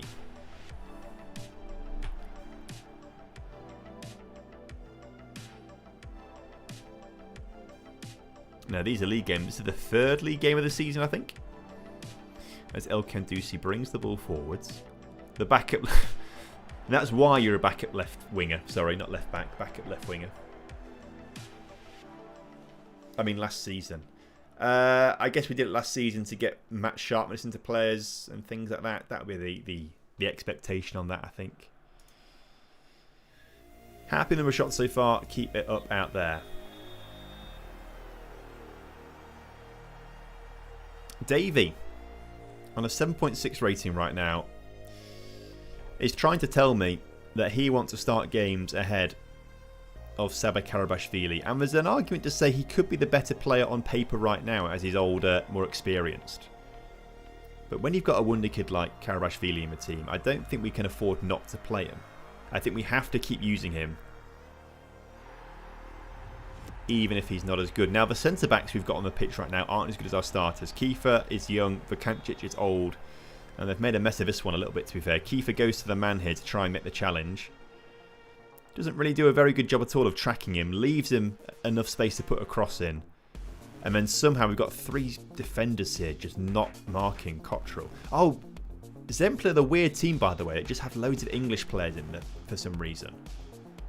There's loads of English players playing for Zemplin. Like Taylor Hart and Cottrell. And I believe they moved there in real life. I don't think it's a Football Manager thing. I think they moved there in real life. Sabu Kovnik got our first goal. Puts a cross into the middle. Shot from distance over the crossbar.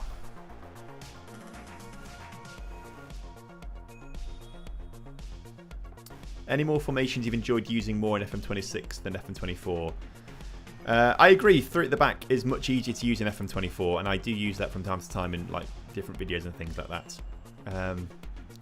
For me, they work better. Like I never really managed to get a 5 at the back working particularly well in 24, and that might just be me being not very good at the game. But I can never find it consistently good. But here you can really make that work quite well. I think you get better results from wide midfielders here, like left midfielder, right midfielder, than you did in 20. I think the tactics here are just better. I think they're just better in 26. I much prefer the tactics in this game to 24. It's one of the big upgrades they have made. I know other areas maybe not as upgraded quite so much, or downgraded ever so slightly, but I do think this has been a really good change. As of the map change, I think it's way better too. Mostly because I'm good at it and I keep winning games. I quite like that part about it, if I'm honest with you. But that's a bit different. That's a bit different. That's big personal preference, isn't it, I suppose?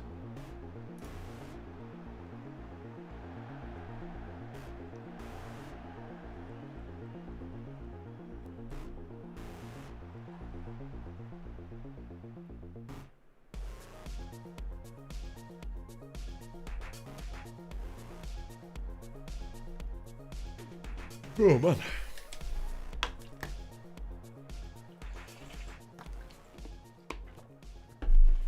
Apologies. Early start this morning. It's always early with Elsie at the moment.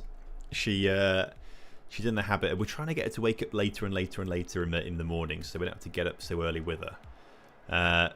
I think we're kind of stuck at around 7:15 AM when Elsie wakes up. And then you start to hear a few whines downstairs, and it's like, we've got to go and sort her out now.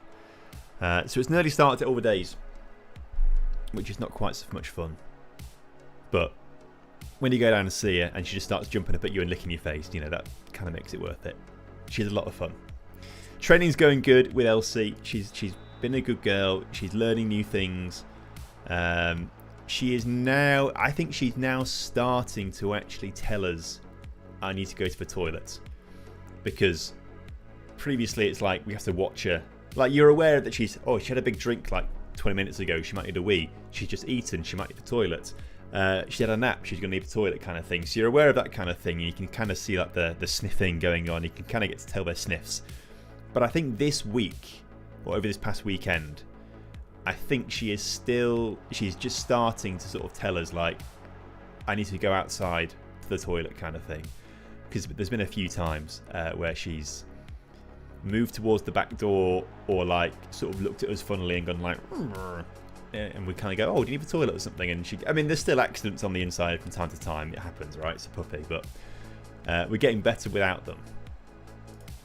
Although sometimes she is still quite good at going outside, running around for 10 minutes, not doing a wee or anything like that, coming back inside and going straight for a wee, which is a bit annoying. And she has like the spots inside that if she's going to do a poo inside, you know where it's going to be. And they're the annoying places. One is underneath the dining room table, and the other one is behind the TV. They're the two places where she, like, if she's going to do a poo inside, it's there. So you kind of get to watch those out a little bit, but it's annoying when you miss it and she does it there, because you don't really see it until it's too late.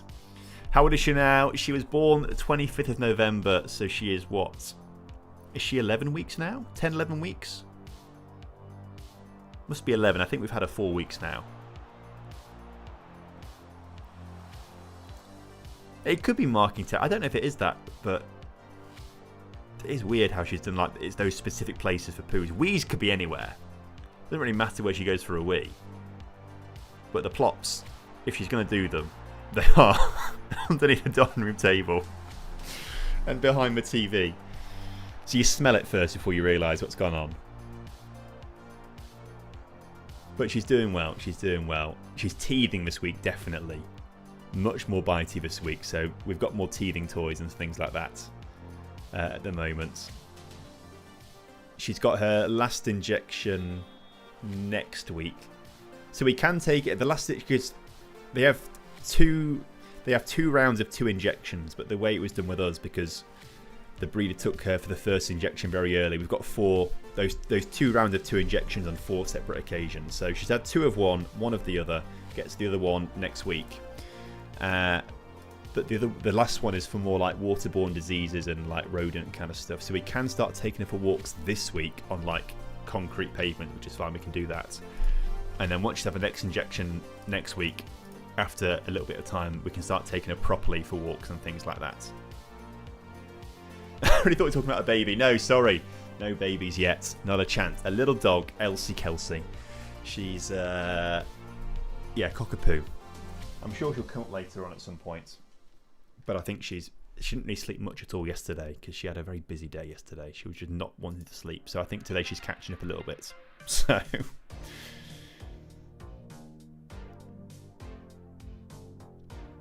well, hopefully more like 8 AM for the jumping on the head bit there. Hopefully more like 8 AM. I can do with an 8 o'clock. That'll be fine. Right, Bationo off to leave the club for £600,000. This is a long transfer to get done, but he's off. Off to OB in Denmark. In Denmark, there we go.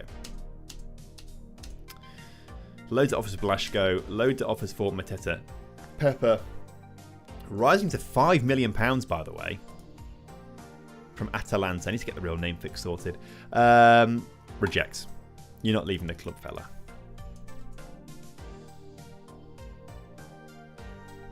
And next up is this huge Champions League game against Red Star Belgrade. We're 2-1 down on aggregate, but we're at home for this one. We've rested our entire starting 11. This is the game that we're going to be winning.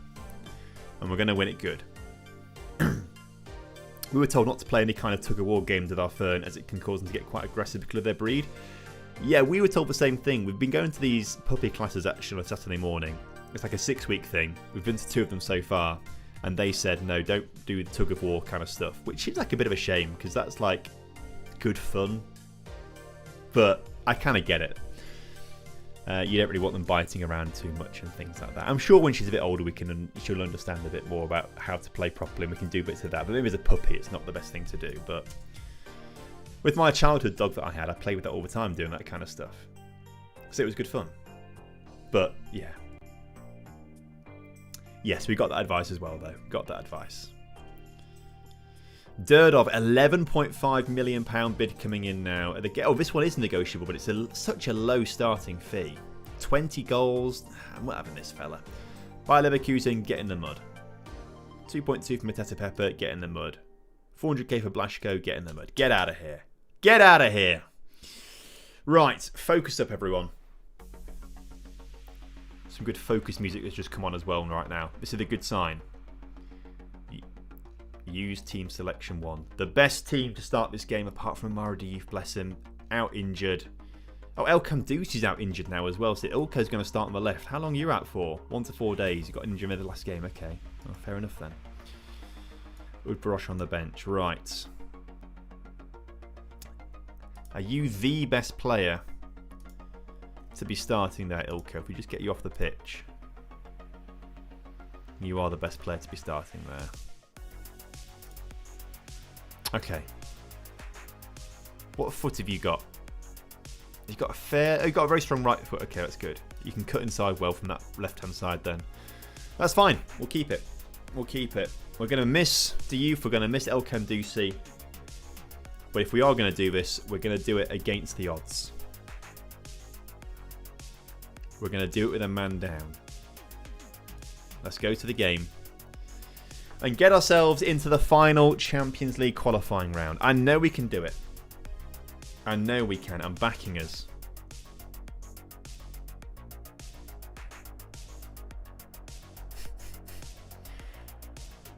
Apparently Laura's been feeding Elsie some banana. And the French has really enjoyed it. So that's a new food that Elsie likes, banana. Anyway, focus up. Enough talk about the dog. Let's not get too distracted. It's our chance to get revenge on Crvena Zvezda after our last experience against them. Let's show them who we really are. And players seem inspired by that. Come on. Kickoff is upon us. I think we can find probably a better, more aggressive song here.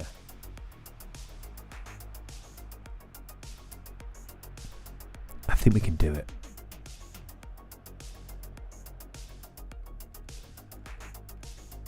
Maybe we can't. I don't know what I'm looking for.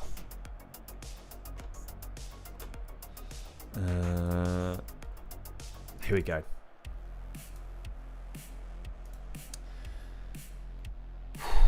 Here we go, chat. I'm turning the music up a little bit in your ears as well here. Just ever so slightly. I'm turning it way up in my ears. I want to feel in the zone. So far, 6 shots to 2. 25 minutes in. No key highlights just yet. But we're doing what we need to do.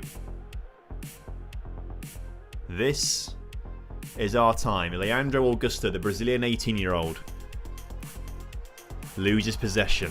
Clearance only goes as far as Skalica, a new 23-year-old Croatian centre-back. He finds Leandro in front of him, who skips past his man. Leandro, low cross in the middle. It falls through to Ilko, who somehow can't score. Oh, fellas. How have you not put that in the back of the net? If only Amara Diouf wasn't injured, that would have been a goal. Shouting courage.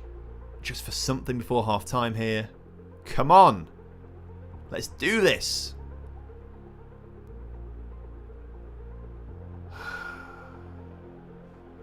Address for team. What was that? Get your act together. Start playing football. Motivation across the board here. Second half underway. Look, a really good first half there. Plenty of goals could have been scored from our 11 shots and 6 on target. We weren't able to put any in the back of the net. And I'm thinking we've got to make some early changes here. Particularly with Red Star having quite an aggressive free kick here. It's on target. It's in the back of the net. Velikovic makes it 3-1, and now we've got to score 3 goals to win this game. We can do it. We can do it. Come on, everyone. Into the tactics. Eric Prekop. Bartol Barisic, which one do I want? We need to get Ilk off the pitch here as well. No one can kind of... Karabashvili, can you play further up? You can't really, but we're going to have to trust you. We're going to trust you. Davy's going to come on at left back. Alan Abando, I really want to trust you here, but I don't think I can. No, I'm going to. We're going to go attacking. And we're doing a good job so far. I don't want to change too much in terms of our instructions just yet because things are going well. 12 shots, 7 on target, 1.22 XG. I just think if we go a bit more attacking, it might help us out a little bit potentially. I want that same song on again. I feel like it's good and upbeat enough for us to get this one going. Durdov. Look, you've got to show me why you've got £11 million bids on the table. I'm a genius. Karabashvili has got the goal from left wing after moving up the pitch a little bit. But he's offside, is he? VAR says he's onside. Wonderful. Inspired decision by me to get off Ilko off the pitch. I mean, it was quite tight to be fair, but Mateta Pepper with the assist. Was having a terrible game up until that point. Right, now we say... Now we praise them for that. We praise them for that. Cross into the middle, cleared. Only as far as Sforza. Leandro Augusto, plenty of time to put a cross in the middle. He does. It's cleared. Only as far as Davy. Can we get another goal in quick succession here to make it 3-3 on aggregate? Davy finds Blaszko. Back to Davy. Through to Blaszko. Low cross. Alan Abando's there. Come on! That's how we turn a game around. Mon the Streda.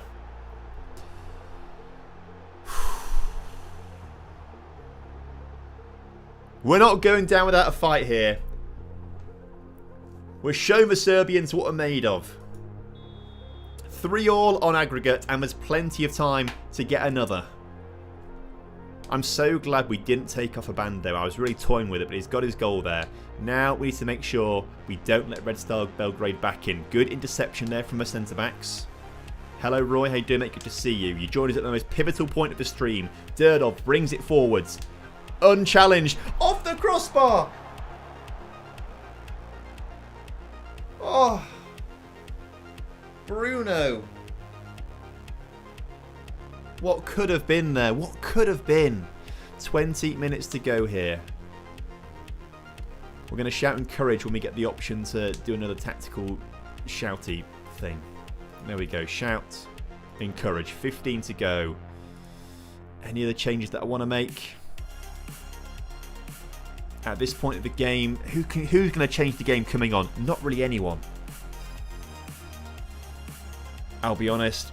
Roy Torres, you might do something better on at right back. Let's try that.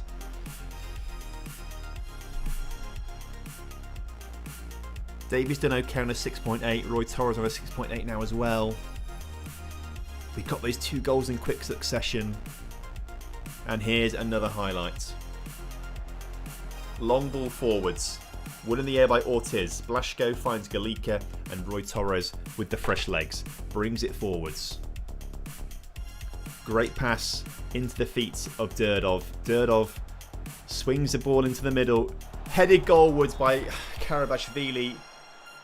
And maybe was offside actually. Karabashvili moves a fraction early, was offside. 5 to go before extra time. Do we take off Abando for Barisic? Just to get some fresh legs on at the end. Just to see if Barisic can do some running that Abando's run out of legs for. I don't know. Sforza not playing well. Zabukovnik on. We're making 2 changes here. Pivotal changes. Will one of them become a hero?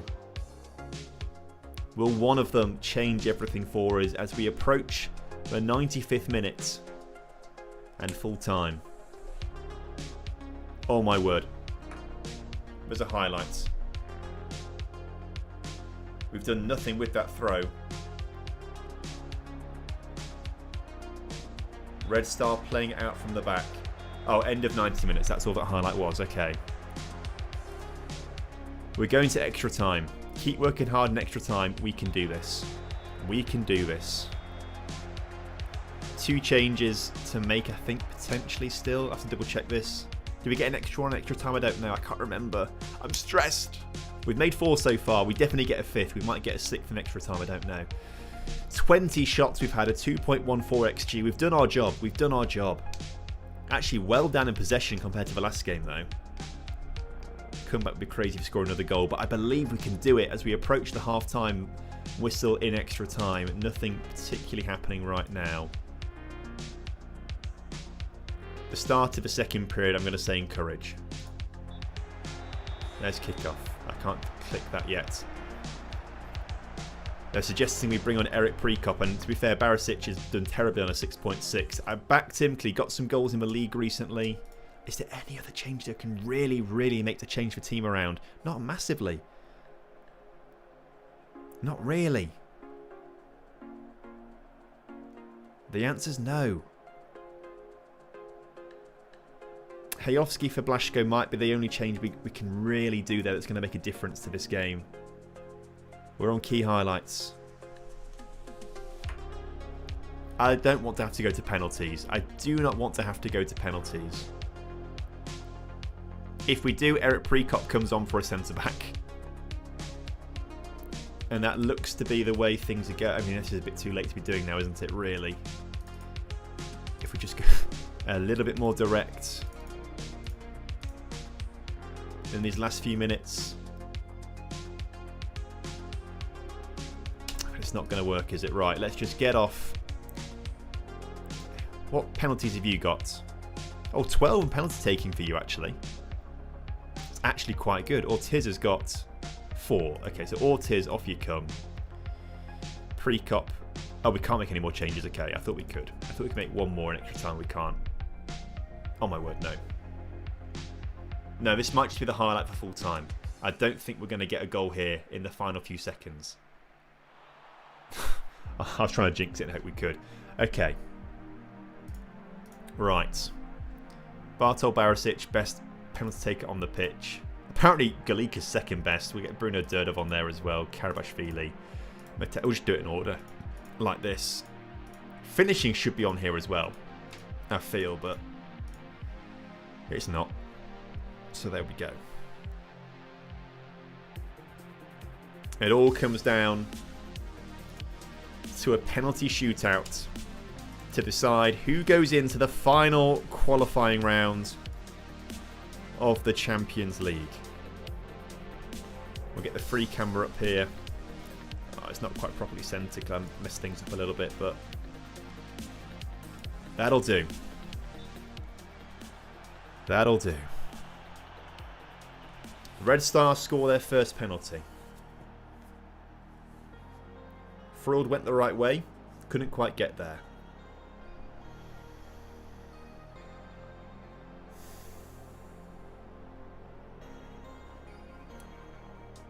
So up steps Bartol Barisic. The substitute who didn't make an impact scores his penalty. Keeper goes the right way but didn't quite get enough of a jump on that one. Up step Red Star Belgrade again. Fruwald, we don't know much about his penalty saving expertise. Bartol Barisic was very good at saving penalties last season.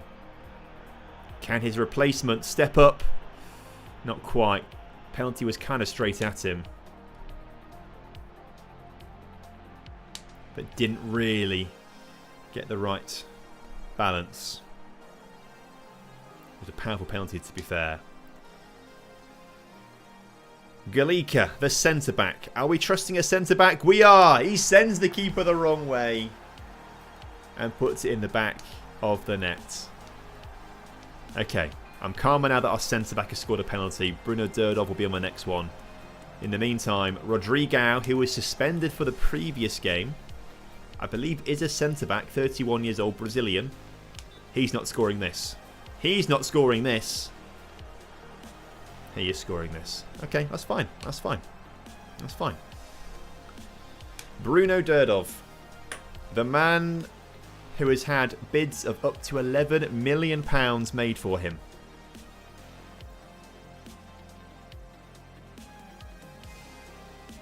Is going to take our third penalty. Bruno was so close to having that saved. So close to having that saved. Oh my word. Fruold, come on then. Now's your time to shine. Show me what you can do. By making a monumental save here. He went the wrong way. The player saw it. By the time he dived, it was too long.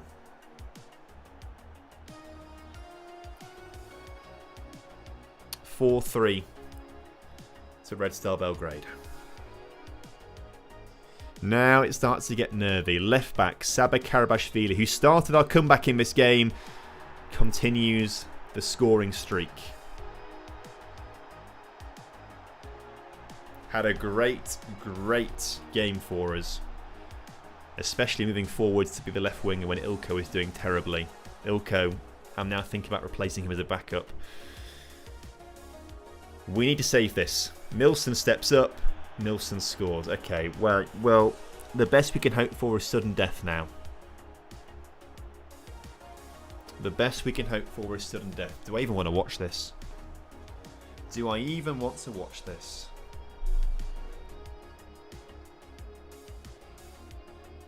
Raby Mateta Pepper. The Belgian won't let us down. He will not let us down. Straight down the middle. Balls the size of bowling balls. And a similar weight as well. That's huge. And now it is serious. Extra time.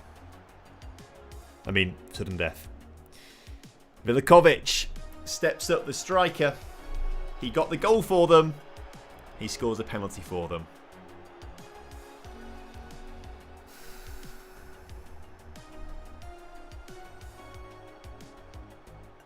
Now I'm starting to get nervy because I can't remember who our sixth penalty taker is now at this point, and that's worrying.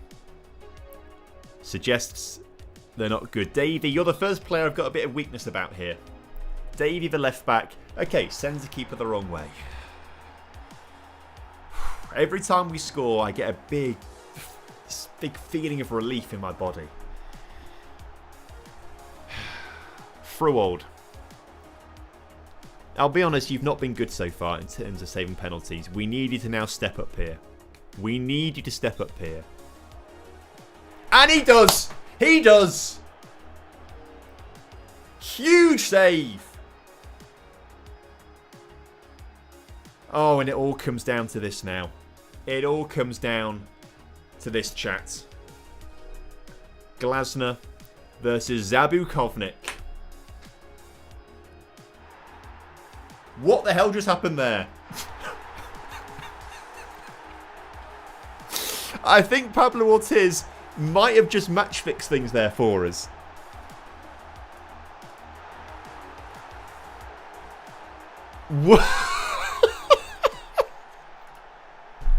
All of that tension building. All of that tension. What happened here? Right, I want to... Let's slow this right down to 0.5 speed. Penalty taken. Right. Keeper. Hands to it.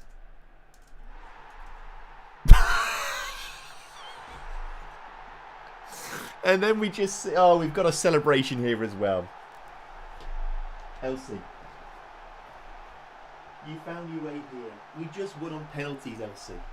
We just won on penalties. What do you make of this, by the way? What is Ortiz doing? What is going on, eh, darling? What is going on?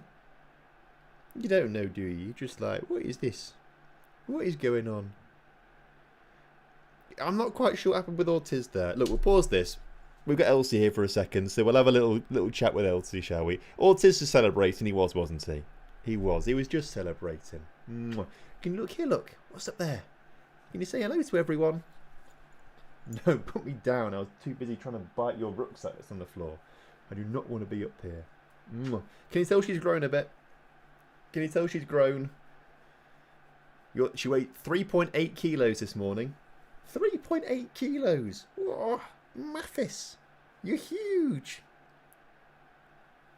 And she's getting some big paws as well. The paws, they didn't really come across very well on camera, but the paws, you can tell when dogs are growing, right, because their paws look bigger than they should be for their body kind of thing. So she's definitely growing still. Obviously, she's tiny. She's tiny still. Look how little you are. Oh. Have you had a nice time this evening? What have you been doing? Eating food, biting the sofa, biting Laura. Yeah, it sounds about right, doesn't it? That sounds about right. Cute. She's not bad. Yeah, she loves fingers. She's teething at the moment, so anything she can get her teeth on is good right now. You want to get down? Let's go. Let's go.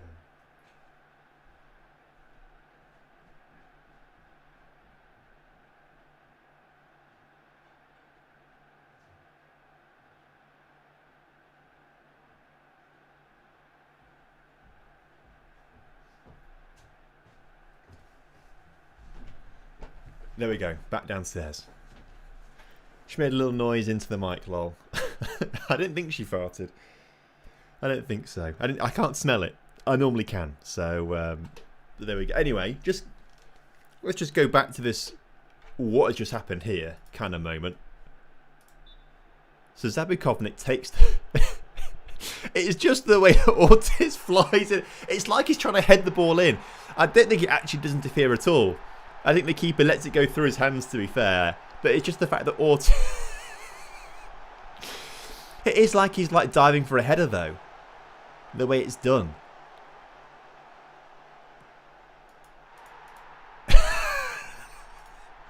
I love this game. I love this game. Look, huge result for us there. Huge result. We are now... We're in the right... What? There we go. Sorted. We've won on penalties against Red Star Belgrade. We've done just about enough there to enter the final qualifying rounds of the Champions League. Yeah, perhaps the cross at the end was just the icing. It was good, wasn't it? Well done on the win there, boys. Huge result for us there. Looks like we're against Rapid Vienna. That's quite a tough game as well, actually, I must say. That is a tough game. Overturned first leg defeat, and yeah, Rapid Vienna in the Champions Path playoff. So win this and we're in the Champions League. How have we got the Austrian leagues loaded up in this? We don't. No, I thought we did.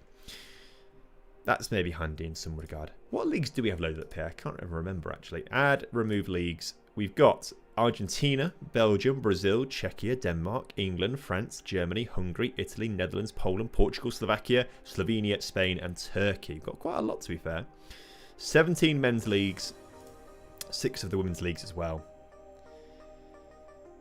But this is much harder than our route through. Last season we had like Riga and I think an Irish club. We did have Red Bull Salzburg in the final qualifying round, which was tough. But up until that point, it was pretty simple.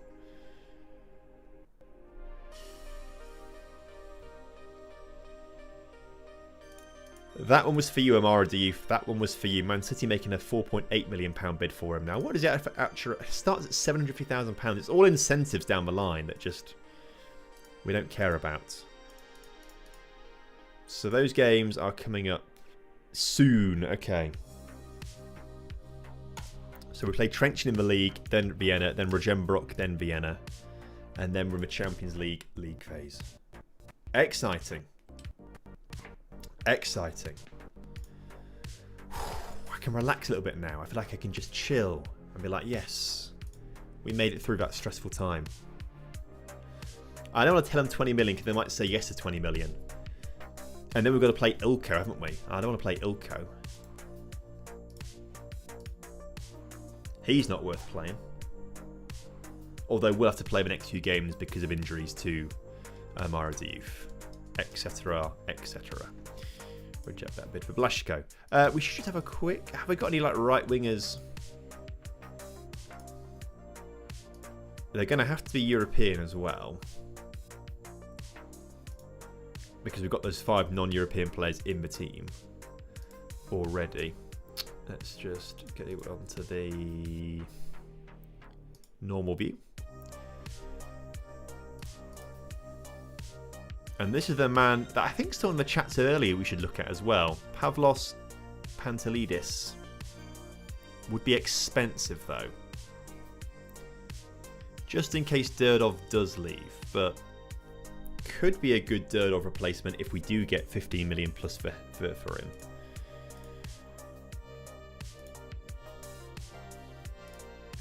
Although Durdov is better in like literally every single area. Which is worrying if he's the best that we've got scouted out. We've got anyone with like 5-star potential to bring in. Oops. It's not really working out very well.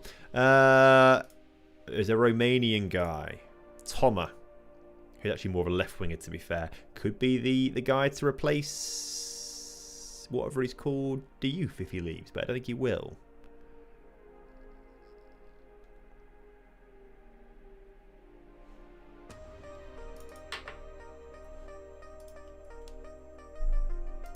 This guy, 21-year-old, he's not quite the level, I don't think, really. Sadly. Dream sign of Lincoln City get promoted to the Championship. Matt Reed. I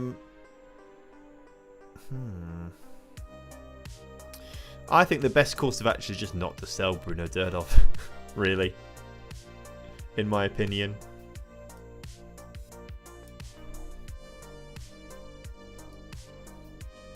No, hasn't developed too well, has he, at 21 years old there. It's a real shame. Which is weird, because we've got the Greek league loaded up, actually. Too expensive is Leo. Oof, way too expensive. I like the idea of the Slovakians, but yeah, way too expensive. Who's in the squad right now? I don't really think any of them are actually attainable for us right now. Karol Blaszko, wow, in the first team. That's pretty impressive. We'll scout out some players at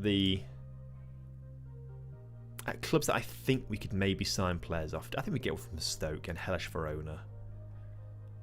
And Rosenborg. I don't think we could sign from Middlesbrough or Feyenoord or Union Berlin. Maybe Club Brugge and Cincinnati and Slovan and Milan Skriniar a bit too old for us now. Let's just scout reports on those guys.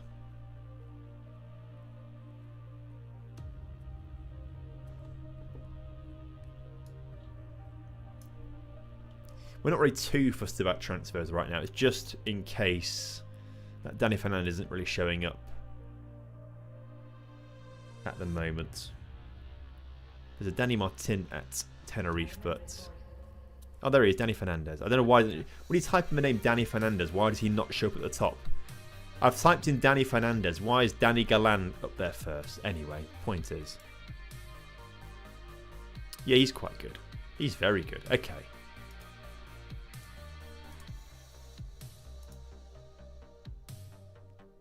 We'll add him to the shortlist.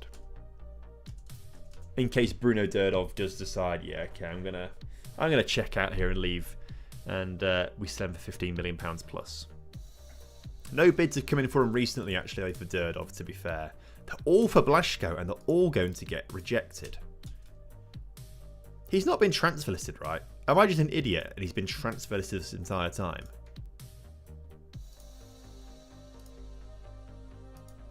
Transfer status. Oh, he is transfer listed. Oh, probably by request. He's probably said to me, I want to be transfer listed, and that's that. Yeah, transfer listed by request. Okay. That makes a lot more sense. You're not leaving though, fella. You are staying put. I do think you should keep Durdov for now. I think you're probably correct with that. How much we've actually got left in the budget? We've got 7 million in the budget, actually. Is this greedy? Getting Danny Fan... Is this greedy? Because we could do with a better attacking midfielder as a backup.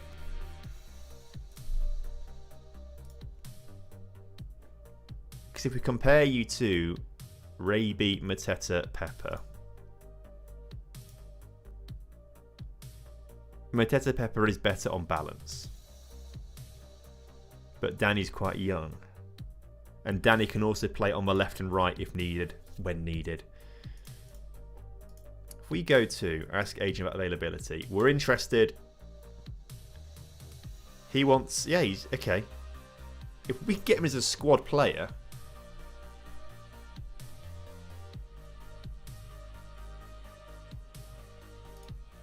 he won't reduce his wages. If we can get him on squad player, that would be quite good. So let's go for 1.5 million, which they say yes to immediately. Why have I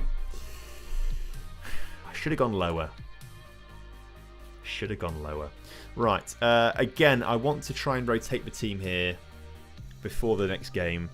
I think that's probably important to do.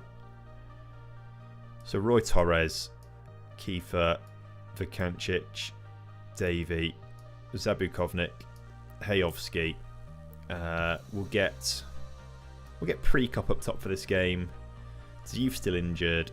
Elkan Dusi injured. So Ilka will stay on the... We'll probably keep the two wide men out there, actually. Which is a good idea. So this is really an idea, actually. We should get another wide guy in. So it's not selfish. We'll do that. On the bench, we'll get a Bando. And we'll get Woodfarosh as well. Who's going to start instead, actually, of Mateta Pepper? There we go. So Durdov, the only guy sort of keeping his place there. We are still in the transfer window, yeah. I believe we are. I mean, we're in like mid-August, so it should be okay. It would mean the end of Elkan Dusi, to be fair. No, he'd still stick around the team a little bit and sort of play on that left-hand side a bit. He'd still get his game time. He'd still be okay. He'd still be good.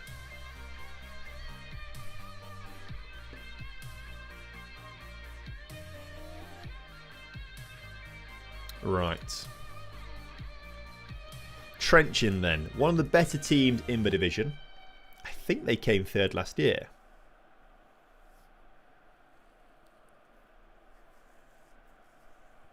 I'm pretty sure.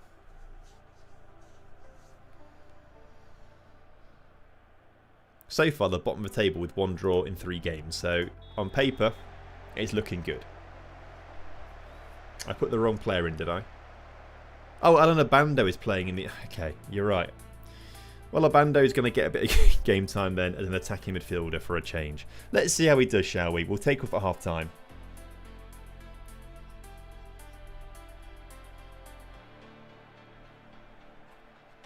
I didn't mean to put Abando there at all. Sorry, chat. Misclicking of all sorts, not paying much attention.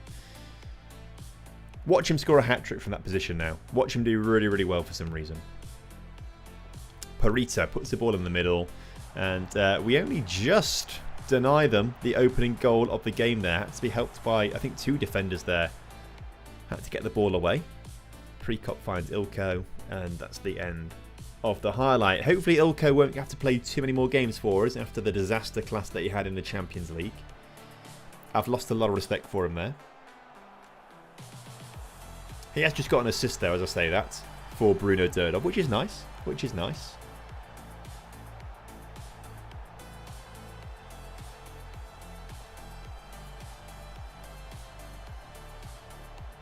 Andreas Teta is a fast player. Mario Sora, don't know if he's related to Leo, he could be. Bogdan Mirasetic could be a great addition. Great Serbian prospect. You're saved with 22 years old. I think because he's not an EU player though, he'd be classed as a foreign player. And we've already got 5 of them in the matchday squad. So maybe next season. If someone's coming in now, they've kind of got to be European.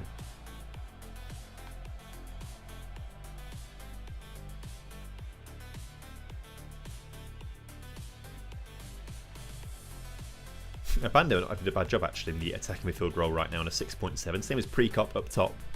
We could swap them around a little bit and see what they like to do. Ilko, by the way, now on a 7.8 rating, decides after having a stinker against Red Star Belgrade, wants to drop a man of the match performance against Trencin. I don't like your style. If he slowly got himself back into the team,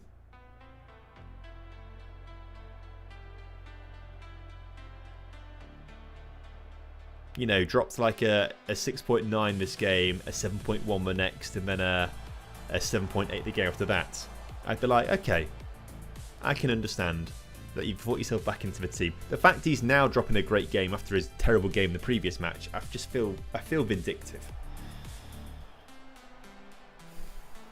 I'm not happy about it. Zabukovnik. Davey on the yellow card there. We'll keep tabs on that. Although I won't sub him off anyway, so it doesn't really matter too much, to be fair. Bruno Derdov keeps the ball in play just, finds Roy Torres behind him. Zabukovnik, who scored an important penalty for us in the shootout previously, gets the ball through to Derdov, who gets his second.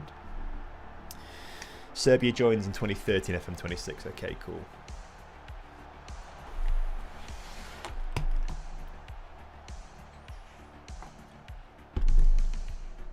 Maybe he will be worth signing then. Although, what are we in? 27 or 28? I can't remember. So it's still a little while off either way.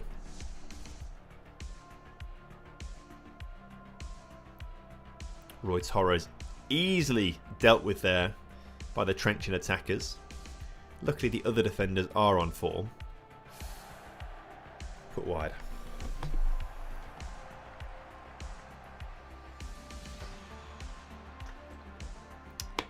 My fave player in this game at the moment is Bruno Derdov in this save file. In reality, excluding Lincoln City players, I'll go Lamine Yamal. So much fun to watch. Such a fun player to watch. I've had the pleasure of seeing him in live twice, seeing him play live twice, and he's so exciting when he gets on the ball. He just tries to go forwards. It's just so much fun. 2-0 at half time. Things are going well. I know you're capable of doing better though. I want to get a third goal. I want to see Prekop get it. He needs a bit of game time. And needs a few goals for a bit of confidence. Otherwise he could be leaving in January. Let's get him off the wage bill and focus on Bartol Barisic as the backup instead.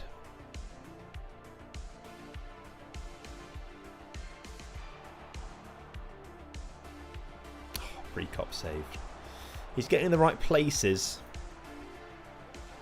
Just hope Lamine Yamal doesn't get burnt out too fast. I know what you mean. He's played an extraordinary amount of games, hasn't he, for the age that he's at. What is he, 18 now?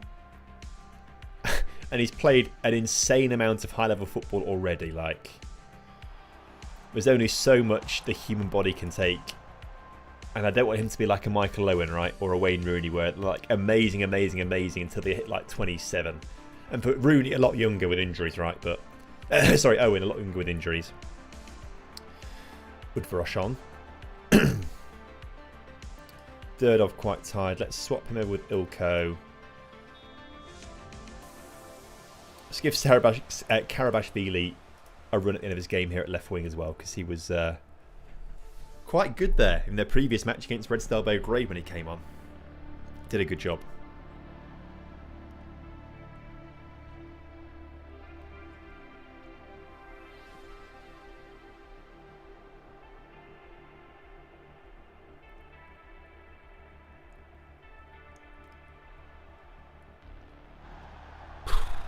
We've had a couple of near misses in this game so far, haven't we?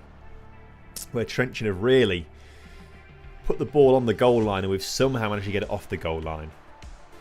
They're unlucky not to have scored in this game.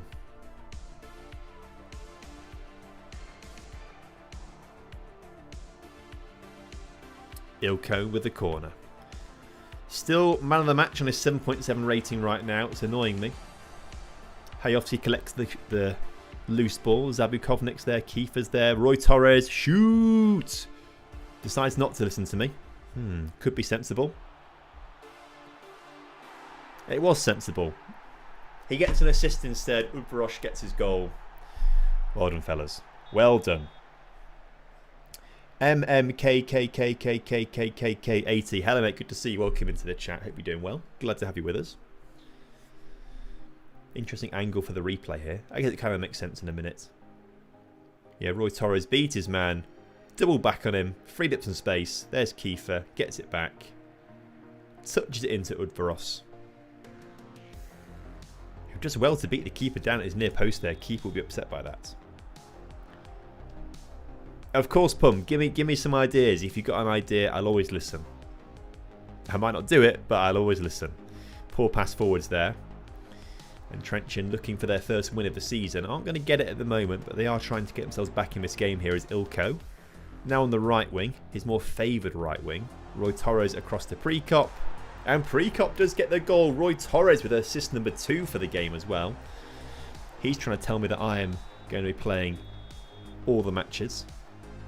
He's in a tight battle this season with Leandro, the 18-year-old Brazilian right back, who we've got on loan with an option to buy at the end of the season should we want to, and I think we will do.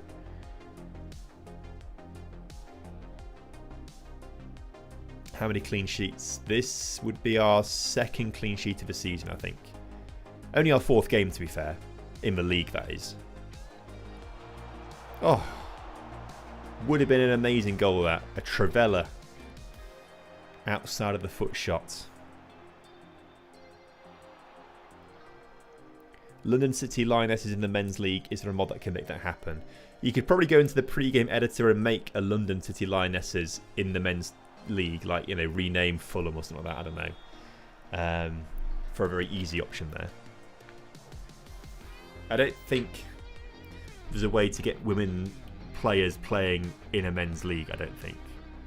Even with all the editor stuff, to my knowledge, I could be wrong. 10 to go in this game. Vukancic finds Udvaros forwards. Davey now, still on that yellow card. Puts a cross in. If we can make it 5, that would be wonderful, but we can't quite like that. Roy Torres looking for a hat-trick of assists.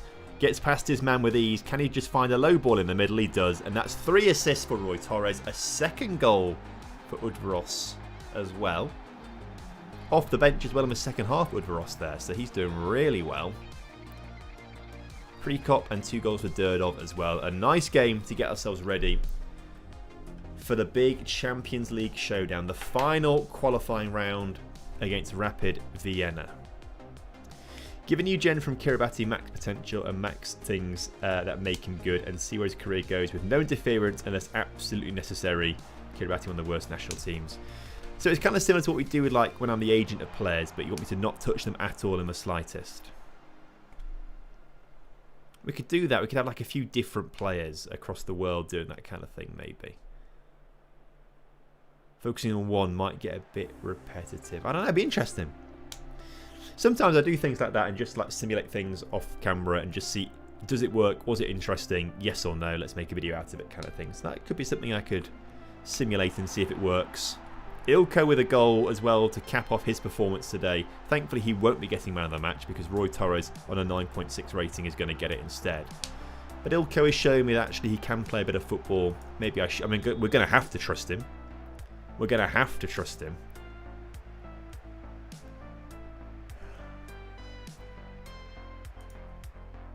Amara Diouf's still going to be out for a good few weeks, but there we go.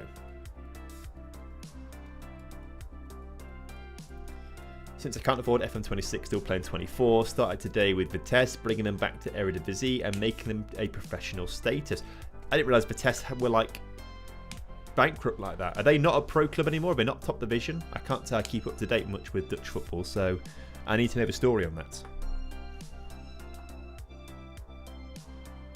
Negotiate contract straight away. Oh, okay, Daniel Fernandez. The bid's been accepted for the young Spanish attacker. He wants a lot of money, but we've got money to spend. He wants to be a breakthrough prospect fringe player. Oh, perfect. It's better than I hoped. I was hoping to have him as a squad player. I thought he wants to be like a regular starter, but he wants to be on the fringes, which is fine because you're going to be on the bench mostly anyway. Fantastic. Finalise that promise and negotiate contract. He wants a big contract. Let's make it a 4-year deal instead. Get rid of that yearly wage rise. Oh, he's got big... let's get rid of those and put him on $5,500 a week instead. Suggest? Oh, he loves it. He loves it. Because you're going to get 20 games this season, I'm sure, and I don't want you on £11,000 a week instead. So his agent's in a bad deal for him there, but it's fine. It's fine. So we're going to bring him in to kind of be a floating attacker for us. He's better than Bogdan. Bogdan's not bad looking. I'll give him that, but he's not developed as much as maybe you'd hope a player like that to. Hasn't been playing much at all, unfortunately. And that's part of the issue. Maybe he got a big injury last season because he's played all 4 of their games so far this season. Only got 9 last season. Oh my word, I forgot about this. An affiliate club. Right, we asked the board to have another affiliate club to send players out on loan to. They've come back with 4 possible options. Now, we've already got a team in the 2nd division. And I'd rather have someone in a different country. So what are these recommendations? We've got Aqua City. Oh, Aqua City. I want to get them just based on my name. They are Slovakian. They are lower division. They're not in a playable league right now. So unfortunately, we will have to probably just say no to them, annoyingly. But a great team name. Aqua City Poprad.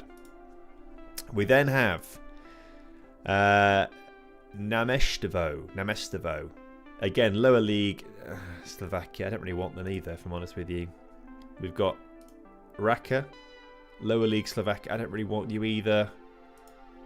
And then we've got Spartak Mijava, which I've probably said all wrong. Again, lower league Slovakia. So actually, it's not been very helpful here. I was kind of hoping the board would come to me and say, you choose the team, and I'd choose someone like the Czech Republic or something like that. Which is a real shame.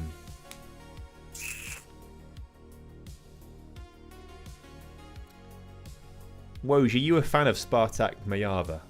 Is that why you were like, Spartak Mijava mentioned, are you a fan of them? Yeah, already got an Estonian affiliate, yes. These are the ones we've currently got. The women's team, Samrin in the league below, and this team in Estonia, who... it wasn't a loan link, this one. It was something different, I think. Did manage them for a bit in FM. Oh, okay. I was going to say, if you're from there, I would choose them out of the love for my audience. But because I don't really cover any of these teams, I'm just going to choose Aqua City, because Aqua City is maybe the greatest name. What a great name of Aqua City. Feels like it's like I'm sending players on loan to Atlantis or something like that. Oh, maybe they got relegated, Mijava. They've got local reputation, regional. See, Aqua City with the regional professional status, semi-pro, professional. Okay, they're probably the best placed team. Aqua City. Recommend the club. Let's get them. In the meantime, let's just go to... Where is it? Fashko. So squad, move to affiliate, go to Samarin in the league below. If you'd please. If that, hopefully it works. Relegated last season in real life as well. Tough to take. Loads of bids coming in for players. We'll get to those in a second. So link with Aqua City made. What a great... the badge is pretty cool as well, to be fair. It's like an eagle. It's not that cool, actually, to be fair. 1906, though. They've been a club for a long time. They're in the cup. Hopefully they can go for a good cup run. Blashko in Excelsior shirt? No. Bids made for Durdov. How big are they for Durdov? 11.5 million. Reject. Mateta Pepper, 7 million. Reject. Blashko, terrible bids. Reject. Durdov, 8.5. Reject. Has Matey Boy gone on loan? Will we ever find out? We'll find out sure on soon. Soon, I'm sure I meant to say. Not sure I'm soon. Las Palmas chasing a Durdov deal as well. Everyone wants him as the transfer window comes towards its conclusion. Not going to happen, though. Not going to happen. Man City making a £7.2 million bid for the youth. Reject. We're going to keep him. He's not leaving. Oh, Fashko did not accept the loan. He just rejected Danny Fernandez. I don't think I... Did I?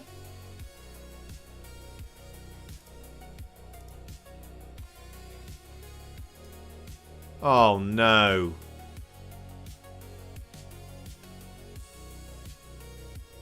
Oh, is it done that really bullshit thing again where I press close on that and then it's not doing it here, obviously.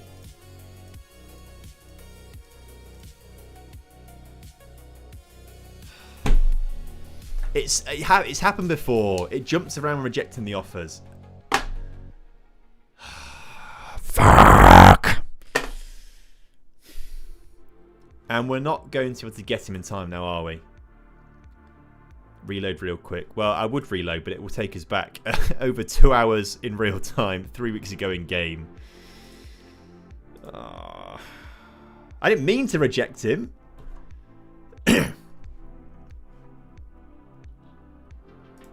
It's just this stupid interface. Jumps around when you reject bids. Oh, it happened earlier in the transfer window as well. It happened a few streams ago as well. We'll come back in for him on deadline day. We'll come back in from after this game, but it usually takes like 2 or 3 weeks for them to...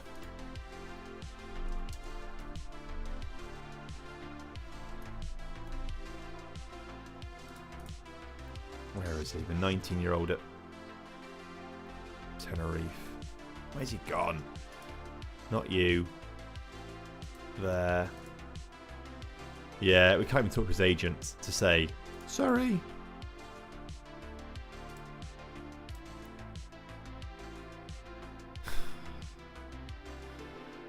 We'll come back in a few weeks' time. This game's bullshit sometimes. Right, manage team lineup, use team selection 1, apart from the youth, is out for this one. Elkan Dusi going to start this one. I've got more faith in you right now than Ilko. With Roche on the bench. And someone said Fashko rejected the loan as well. Yeah, I don't understand what you're doing, fella.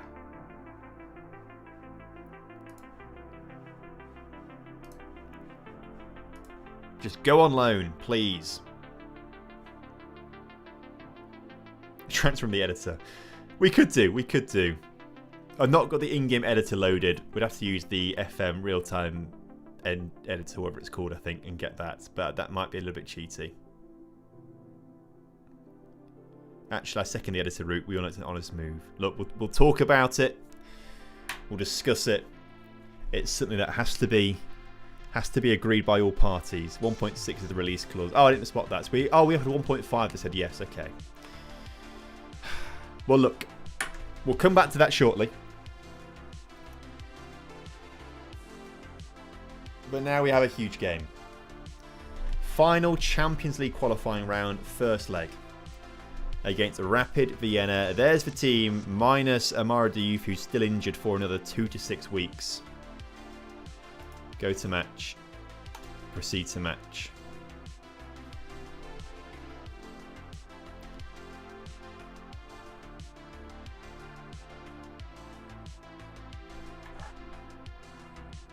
Sorry to bother, just got to hear what save is this. We are managing Dunajska Streda in Slovakia. Early season 3. We're doing well on a good run. Let's keep this going, shall we? Final qualifying round of the Champions League. We're away in Austria. Tobias Gulluckson playing for them, by the way. That's quite a good signing.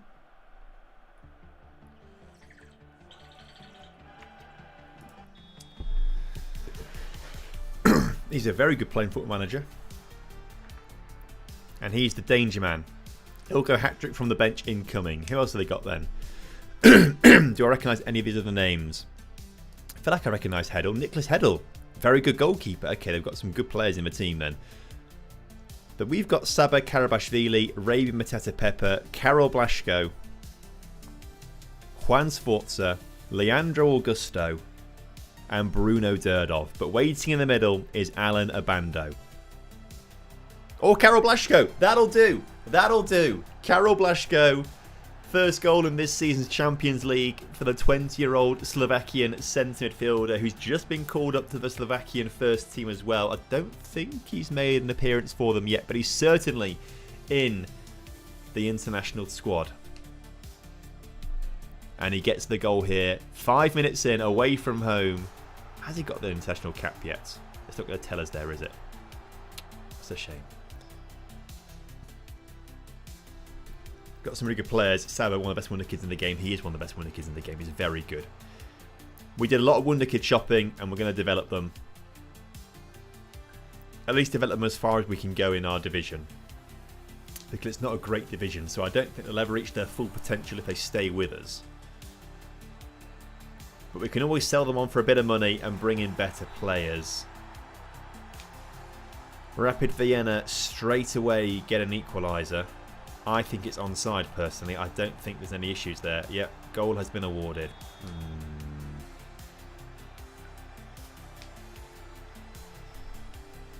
Caught napping there. Patrick Dagger, or is it Daniel Dagger? One of the two. Never really tried the DM-CM asymmetric midfield partnership. I think DMs do work better more often than not than CMs. But it depends what you're trying to do.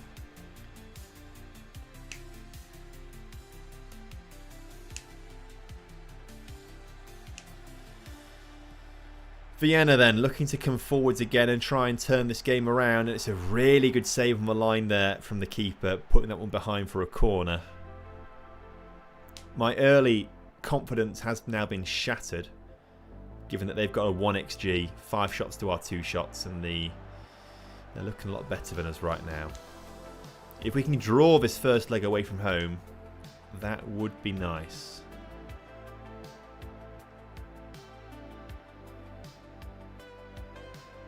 Gulluckson though, through on goal, tackled, not quite.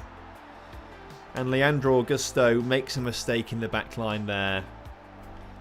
That allows Rapid Vienna to get back in the game.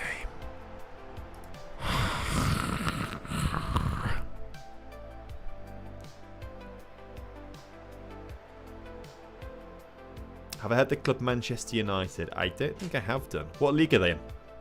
If they've got a good story, I'll do a save with them. Yeah, Alfred. Bola, bring the ball forwards then. For Rapid Vienna, who are all over us now. We can't seem to deal with them defensively. And somehow we have not managed to concede a goal there. Somehow we keep the ball out.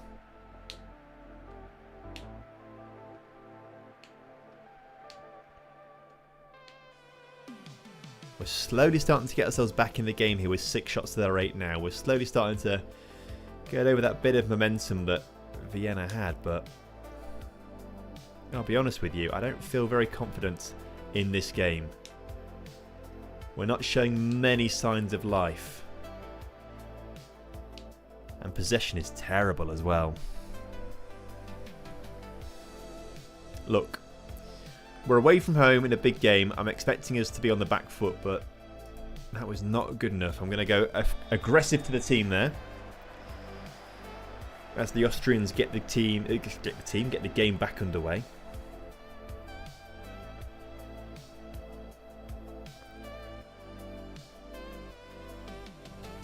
Both their fullbacks having great games as well. Right, Nicholas Hedl. Savetkovic, I feel like I recognise that as a player name as well. But he's made a mistake there, and Alan Abando, how have you not put us back on level terms there? That was a golden opportunity. You cannot miss those, fella. You cannot miss those. And Abando has. And he is crumbling a little bit in some of these Champions League games. He's not been that effective in the Champions League so far. To the point where an hour into this game... Yeah, Hedl is very good, I know that. 26 is very, very good. Durdle's nervous as well. Nervous and... Look. Let's get him off. Let's get Abando off for Bartol Barisic too. Karabashvili on a yellow card and tired. Let's get Davey on. He's also actually quite tired, so let's just not do that. We can't really take El Kandusi off now because of lack of depth in the attacking on the bench.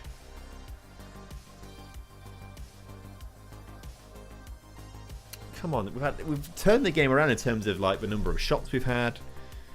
With a more aggressive side. I know we don't have much possession, but we're very good without the ball. When we get the ball, we are very assertive and dominant. encourage the team. Let's go a bit more attacking here as well towards the end of this game. Let's try and get something out of this. A draw away from home, and I know we'll win at home. I know we can win at our place. This team haven't looked as threatening as Red Star Belgrade. And we beat Red Star, albeit on penalties. Ilko coming forwards now, looking to make amends.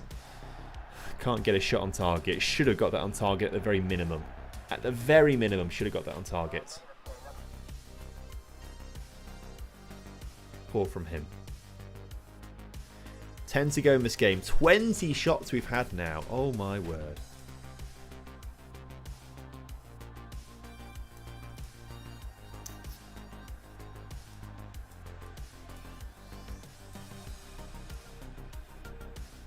Let's get Precop on as well for the end of this game. Swap those two around. You be a channel forward. 2 strikers on. Let's see what that does, if anything, when they eventually come on. Hopefully, we aren't going to concede a third here.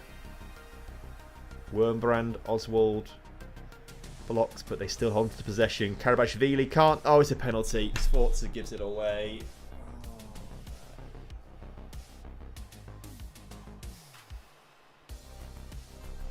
And based on history, Fruwold makes 1 penalty save in every 7 penalties taken. Or was it 8? Either way, it's not great odds. It's not great odds heading into this game. Penalty given.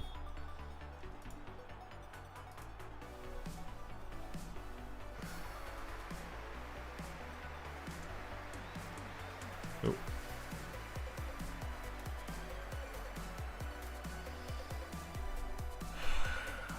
Come on, Fruwold. Fruwold. Oh, he got his hands to it as well. He got his hands to it.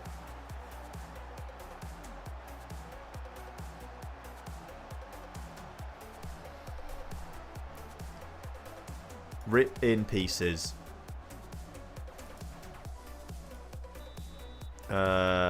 Berate. It's not really worked very well, has it? Oh no. After all the... everything that we did against Red Star Belgrade. After everything we did against them. We are missing Amara Diouf. That's what it is. We are missing Amara Diouf.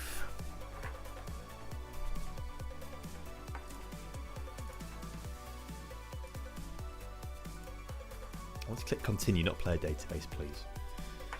Rojembrok. And then the second leg. Potential if with Davey, he wants to start more games. Fella, you can't start more games. Can you be a squad player? I can do that. Brilliant. Thank you very much for not causing me too many headaches and issues. We've all got a chance. Yeah, we still have a chance. We still have a chance. That's true. Europa League theme song's also fun. That is also true. It is probably slightly better. We need Danny Fernandez now. If he can't play in the next game against Rapid Vienna, because he would have been registered in time anyway, we'll come back in for him on deadline day. Or later, or after the Champions League game at least. Oh, there will be players from the national team that we've got scouted out. No offers for Fashko. Why does no one want Fashko on loan? What's the issue? He's got no interest in joining them, so... well, you're not going to play games for us, are you, really, mate? So... ah, dearie me. The dark time, chap. This is the dark time. Blaszko, £400,000 bid. No, leave me alone. Maybe we shouldn't be playing Blaszko. You know, he's the one throwing a fit, wanting to leave the club, and I'm playing him week in, week out. Maybe we shouldn't be playing him. Is he part of the issue? Is he he's sowing dissent on the pitch?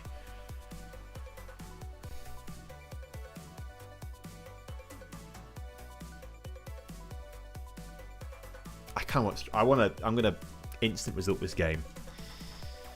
I just want to get straight through to the Rapid Vienna game. We're going to instant result Rojembrok. We'll rotate the team around. And then instant result it. So. Kiefer, Vukancic, Davey. I'm going to play Roy Torres in the Champions League match. So we're going to play Leandro this game. Zabukovnik, Hayovsky, Ilko, Udvarosh. Elkandusi stays on, and we'll play Bartol Barisic and get Prekop on the bench. 11 days and 5 weeks for Amara Diouf. It's not going to be 11 days, is it, sadly? Not going to be 11 days. Right. Instant result that game.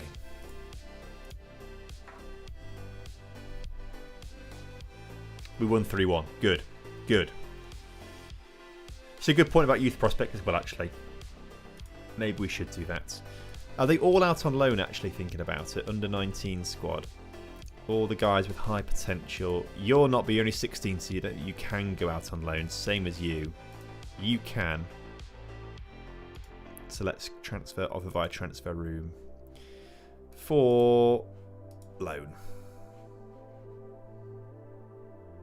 Oh, yeah. Regular starter. There we go. Let's see. Bartol's unhappy now. Expect he wants to talk soon as well. No, he's not. 8 million for Durdov? No. If we are going to sell Dub, I'm more inclined to let him go to like Legia Warsaw, because that would be quite fun. He gets all these bids from Bundesliga sides and Serie A clubs, but it'd be quite fun for him to go to Legia Warsaw instead. To try and control that narrative, but he's staying here instead. He's staying with us. Slovakia's European ranking increased. In terms of the country, it has a little bit because we got... Last season, we were in the first qualifying round of the Champions League. This season, we're in the second qualifying round of the Champions League to start off with. So we have improved things a little bit, which is good. 10.75 for Diouf, rejects. Durdov, 10.5, rejects. Blashko, they're all for Blashko. Rejects all. He's not leaving. Durdov withdraws his transfer. I didn't realise Durdov had made a transfer request. He's happy to stay at the club now, though, which is quite nice. Would like to withdraw his formal transfer request. He's happy to stay now. Why? Oh, Aston Villa wanted him. Now they don't want him. They never put a bid in for him in the first place. Well, there we go. If that ever was an issue, it's now not an issue. You're going on loan. Great. See you later. Durdov, reject that bid. Excellent. True, if we sell him, we could get him on a loan back. That is true. But in the words of Leonardo DiCaprio playing Jordan Belfort in The Wolf of Wall Street, the man has just got on the mic and said he's not fucking leaving. He's staying. Youth team selection 1. Good. Right, I just can't wait for you to get back from injury. Ilko to start. That feels dangerous. I don't like it, really. We'll get Fashko on the bench as well. Oh, he's unregistered, so we can't. Okay. It just didn't show me that beforehand. Okay. Roy Torres, I want you to start this game.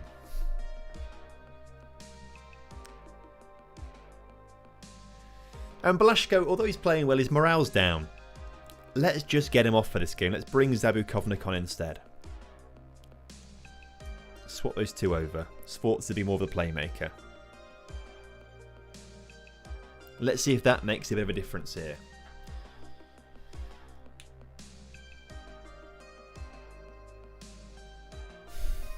Go to match.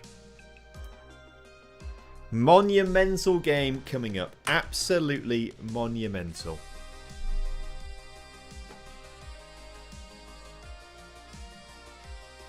(3-1) down on aggregate. If we pull off an incredible comeback, we're in the Champions League phase.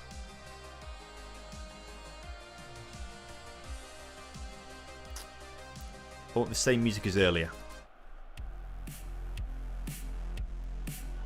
This works against Red Star Belgrade. It's going to work for us now. 7-0 victory with 7 goals from Ilko. if we get 7 goals from Ilko in this game, he gets a lifetime contract on the maximum amount of money I can give him every single season.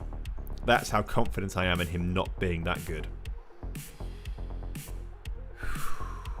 But Ilko's got a corner early doors. In the middle, cleared. Only as far as Sforza. Back to Durdov. Durdov can't quite get his shot through the bodies in the penalty area. But Karabashvili finds Ilko in front of him. Great ball back to Karabashvili. Can he put a low cross in? He can. Abando can't quite get his shot on target. Kept in play, suggesting it was going to go out for a corner. Instead, actually, his shot was locked and going behind. End of the highlight. Okay. Shout. Encourage. Saba Karabashvili. Corner coming in. Cleared. As far as Sforza. Off the crossbar. Oh, is that how it's going to be? Is that how it's going to be as the shot is then parried wide? Oh my word. Sforza's Argentinian. Or Argentine. Juan Sforza. Oh, that's so unfortunate. We're all over them though in the first 20 minutes of this game. All over them. We can score 3 in this game. I know we can. Corner being swung in. Cleared. We need Bartol Barisic on the pitch. He scored from a corner earlier on today. We need him on the pitch. Zabukovnik finds Ortiz. Ortiz, the Colombian, finds the Croatian Skalica. Great ball to Durdov. Oh, what? Durdov just lets it run past him and nothing happens. Nicholas Hedl. Really good goalkeeper. Finds Svetkovic next to him. Tobias Gulluksson, Amane through to Dahl. It's a very good team, and Gulluksson finds his way into the penalty area, rounds his man, lays it off to Boller.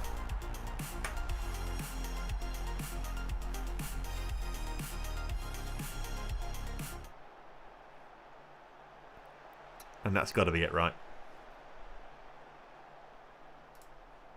That's got to be it.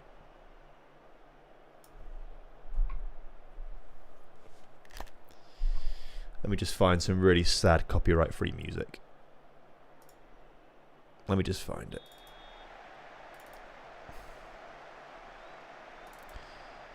What's a good sad song here? I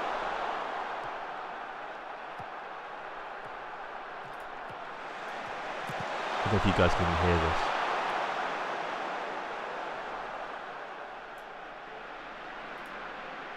Oh. Okay. No, you can't hear it. You might be able to hear it through my headphones. Oh, Bando scored! I'm too busy getting sad music on. It still feels quite sad.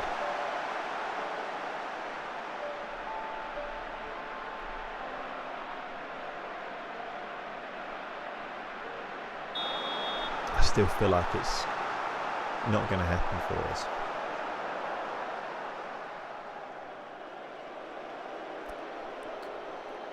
Look at the match stats. 10 shots to 1 and it's 1-1.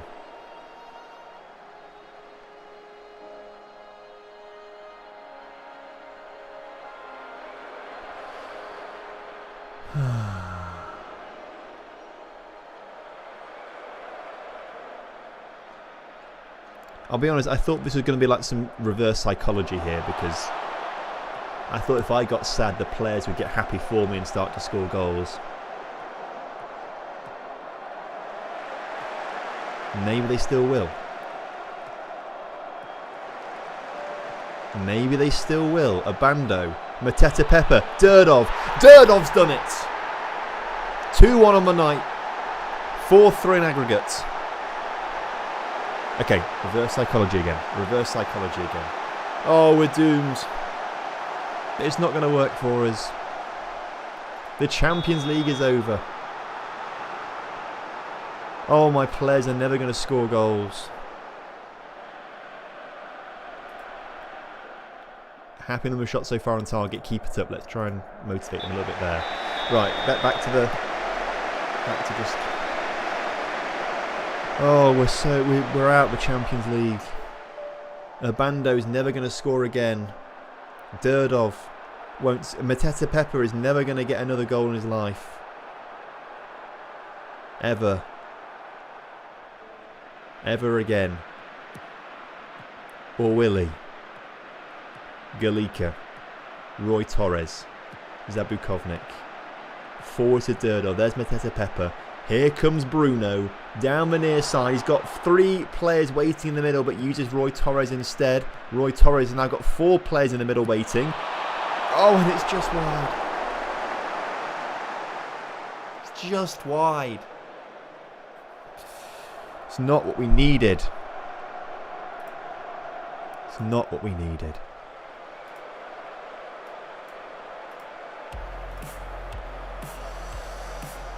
Come on then.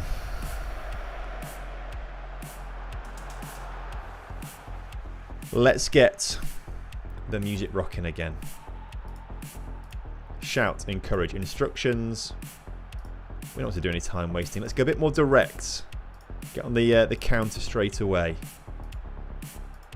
Let's push ourselves forwards. I can't believe they've scored the one. If they end up winning this 4-3 in aggregate, because of one shot they've had in this game, one shot, it would be mental.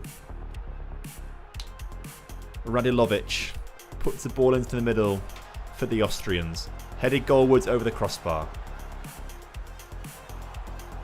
20 minutes to go here. Who do we bring on to make a change? Who makes a difference here? Zabukovnik having a really bad game. Blasco, come on then, fella. Let's see what you can do. We need you. Ilko on a 6.5. He's useless. I hate the man. Get off the pitch, rather. Had enough of you. Come on. 24 shots we've had. 24.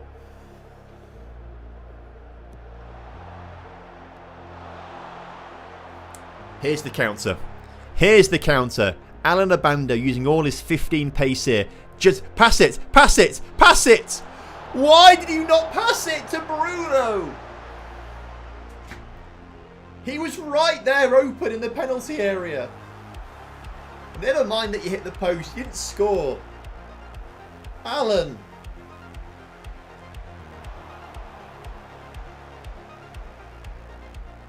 We just need to take the game to extra time.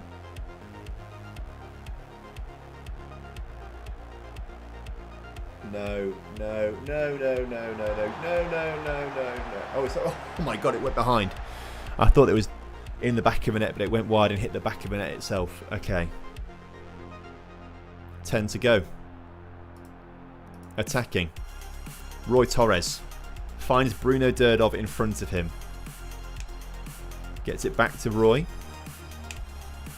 As we work it through the middle of the pitch now. El Khamdousi and Karabashvili on that far side. El Khamdousi, come on, just put a low cross in. There's 3 players waiting for you. There's 3 players waiting. Saba Karabashvili takes a shot instead. Why? Don't shoot!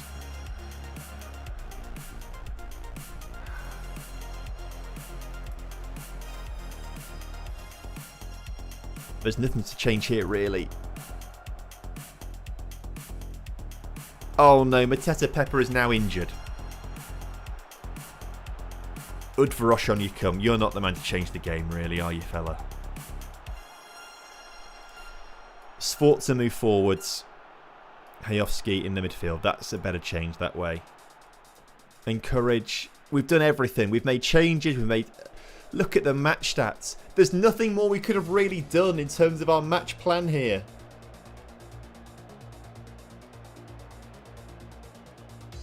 I actually can't believe this. They've had 2 shots on target.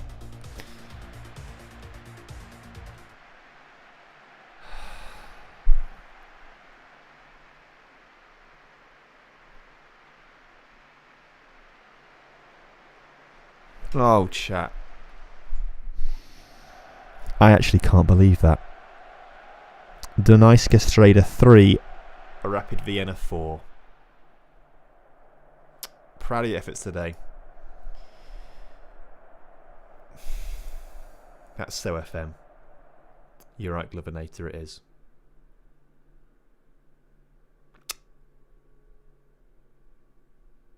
Ilko would have got 7 goals in 90 minutes, maybe. Maybe he would have. Oh, the amount of money we're not going to get now as well. We get nice money for being in the Europa League, but it's not the Champions League money that we had last season. We've got a way better team than last season. And yet last season we were in the Champions League. This season, Europa League. How bad's Mateta Pepper's injury? A hamstring strain. Return date. Oh, okay. 5 to 6 weeks. 5 to 6 weeks.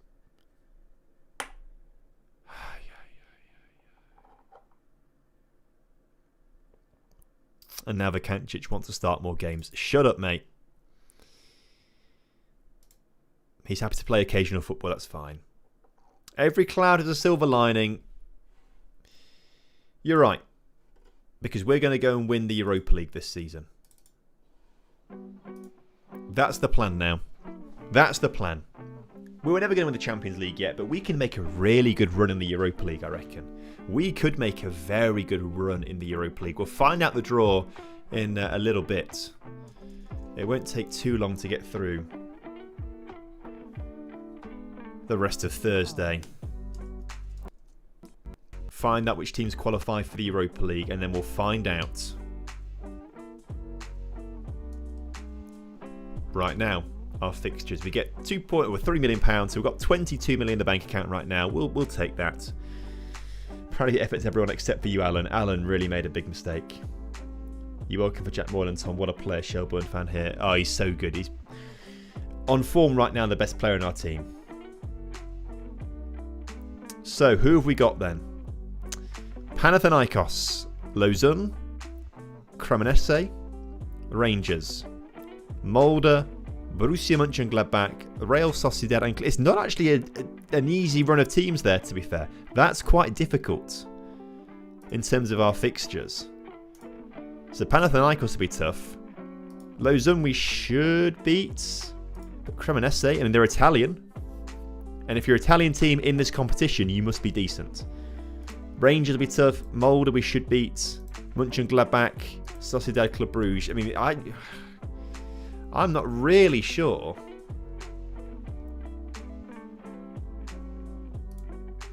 how many of those games we even win, actually. The Champions League phase we had last season, Feyenoord, it was more difficult. I'm kidding myself. It was more difficult, the Champions League last season. And we got through the Champions League. We got through the Champions League last season. So maybe we can do this as well, but we're just going to have to play. We're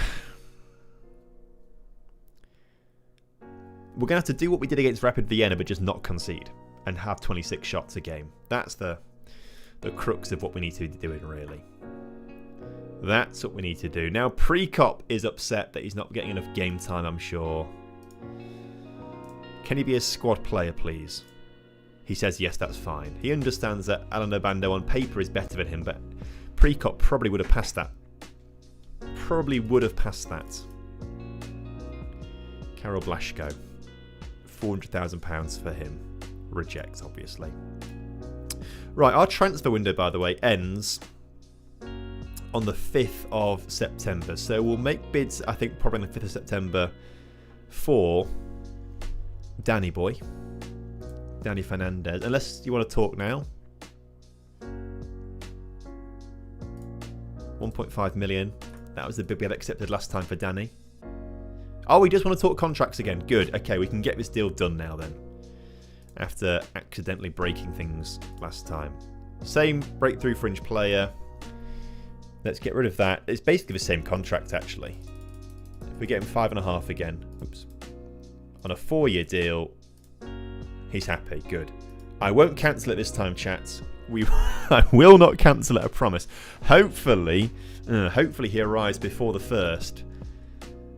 So we can get him registered for the Europa League squad. That's now going to be the biggest issue, isn't it? For that Europa League squad. But fingers crossed, that all gets done. Right, we're coming up to the 3-hour mark here of the stream. So we are going to finish things up here this evening after what was quite an emotional stream, and a tense stream with all of the Champions League qualifying games going on. And we came so close, but fell at the very, very, very final hurdle. Just could not get the extra goal we needed to go to extra time and maybe do something special at the end of all of that. You go out on loan, fella. Have a good time on loan. Right, in terms of next stream, I've got quite a busy week this week. We'll aim for Thursday again. I suspect we might be able to get Thursday done. But I am at the house most of the day on Thursday, so we'll see what's happening. It'll be Wednesday or Thursday either way. They're the only two sort of evenings that I'm going to have free this evening, Wednesday or Thursday. We'll see which one it is. I'll obviously schedule a stream on YouTube as well, as and when I know that kind of stuff. If you don't see a stream scheduled for Wednesday, assume it's Thursday. It might not even be Thursday, to be fair, because I'm very, very busy this week with lots of stuff going on. So we'll see. But thank you very much, everyone, for tuning in this evening. And it was fun. It was fun. We may not have quite made the Champions League, but it was great to have you all here with us. And hopefully I can see you all next time as well. So until then, have a lovely rest of your week. Speak to you soon. Lots of love, everyone. Goodbye.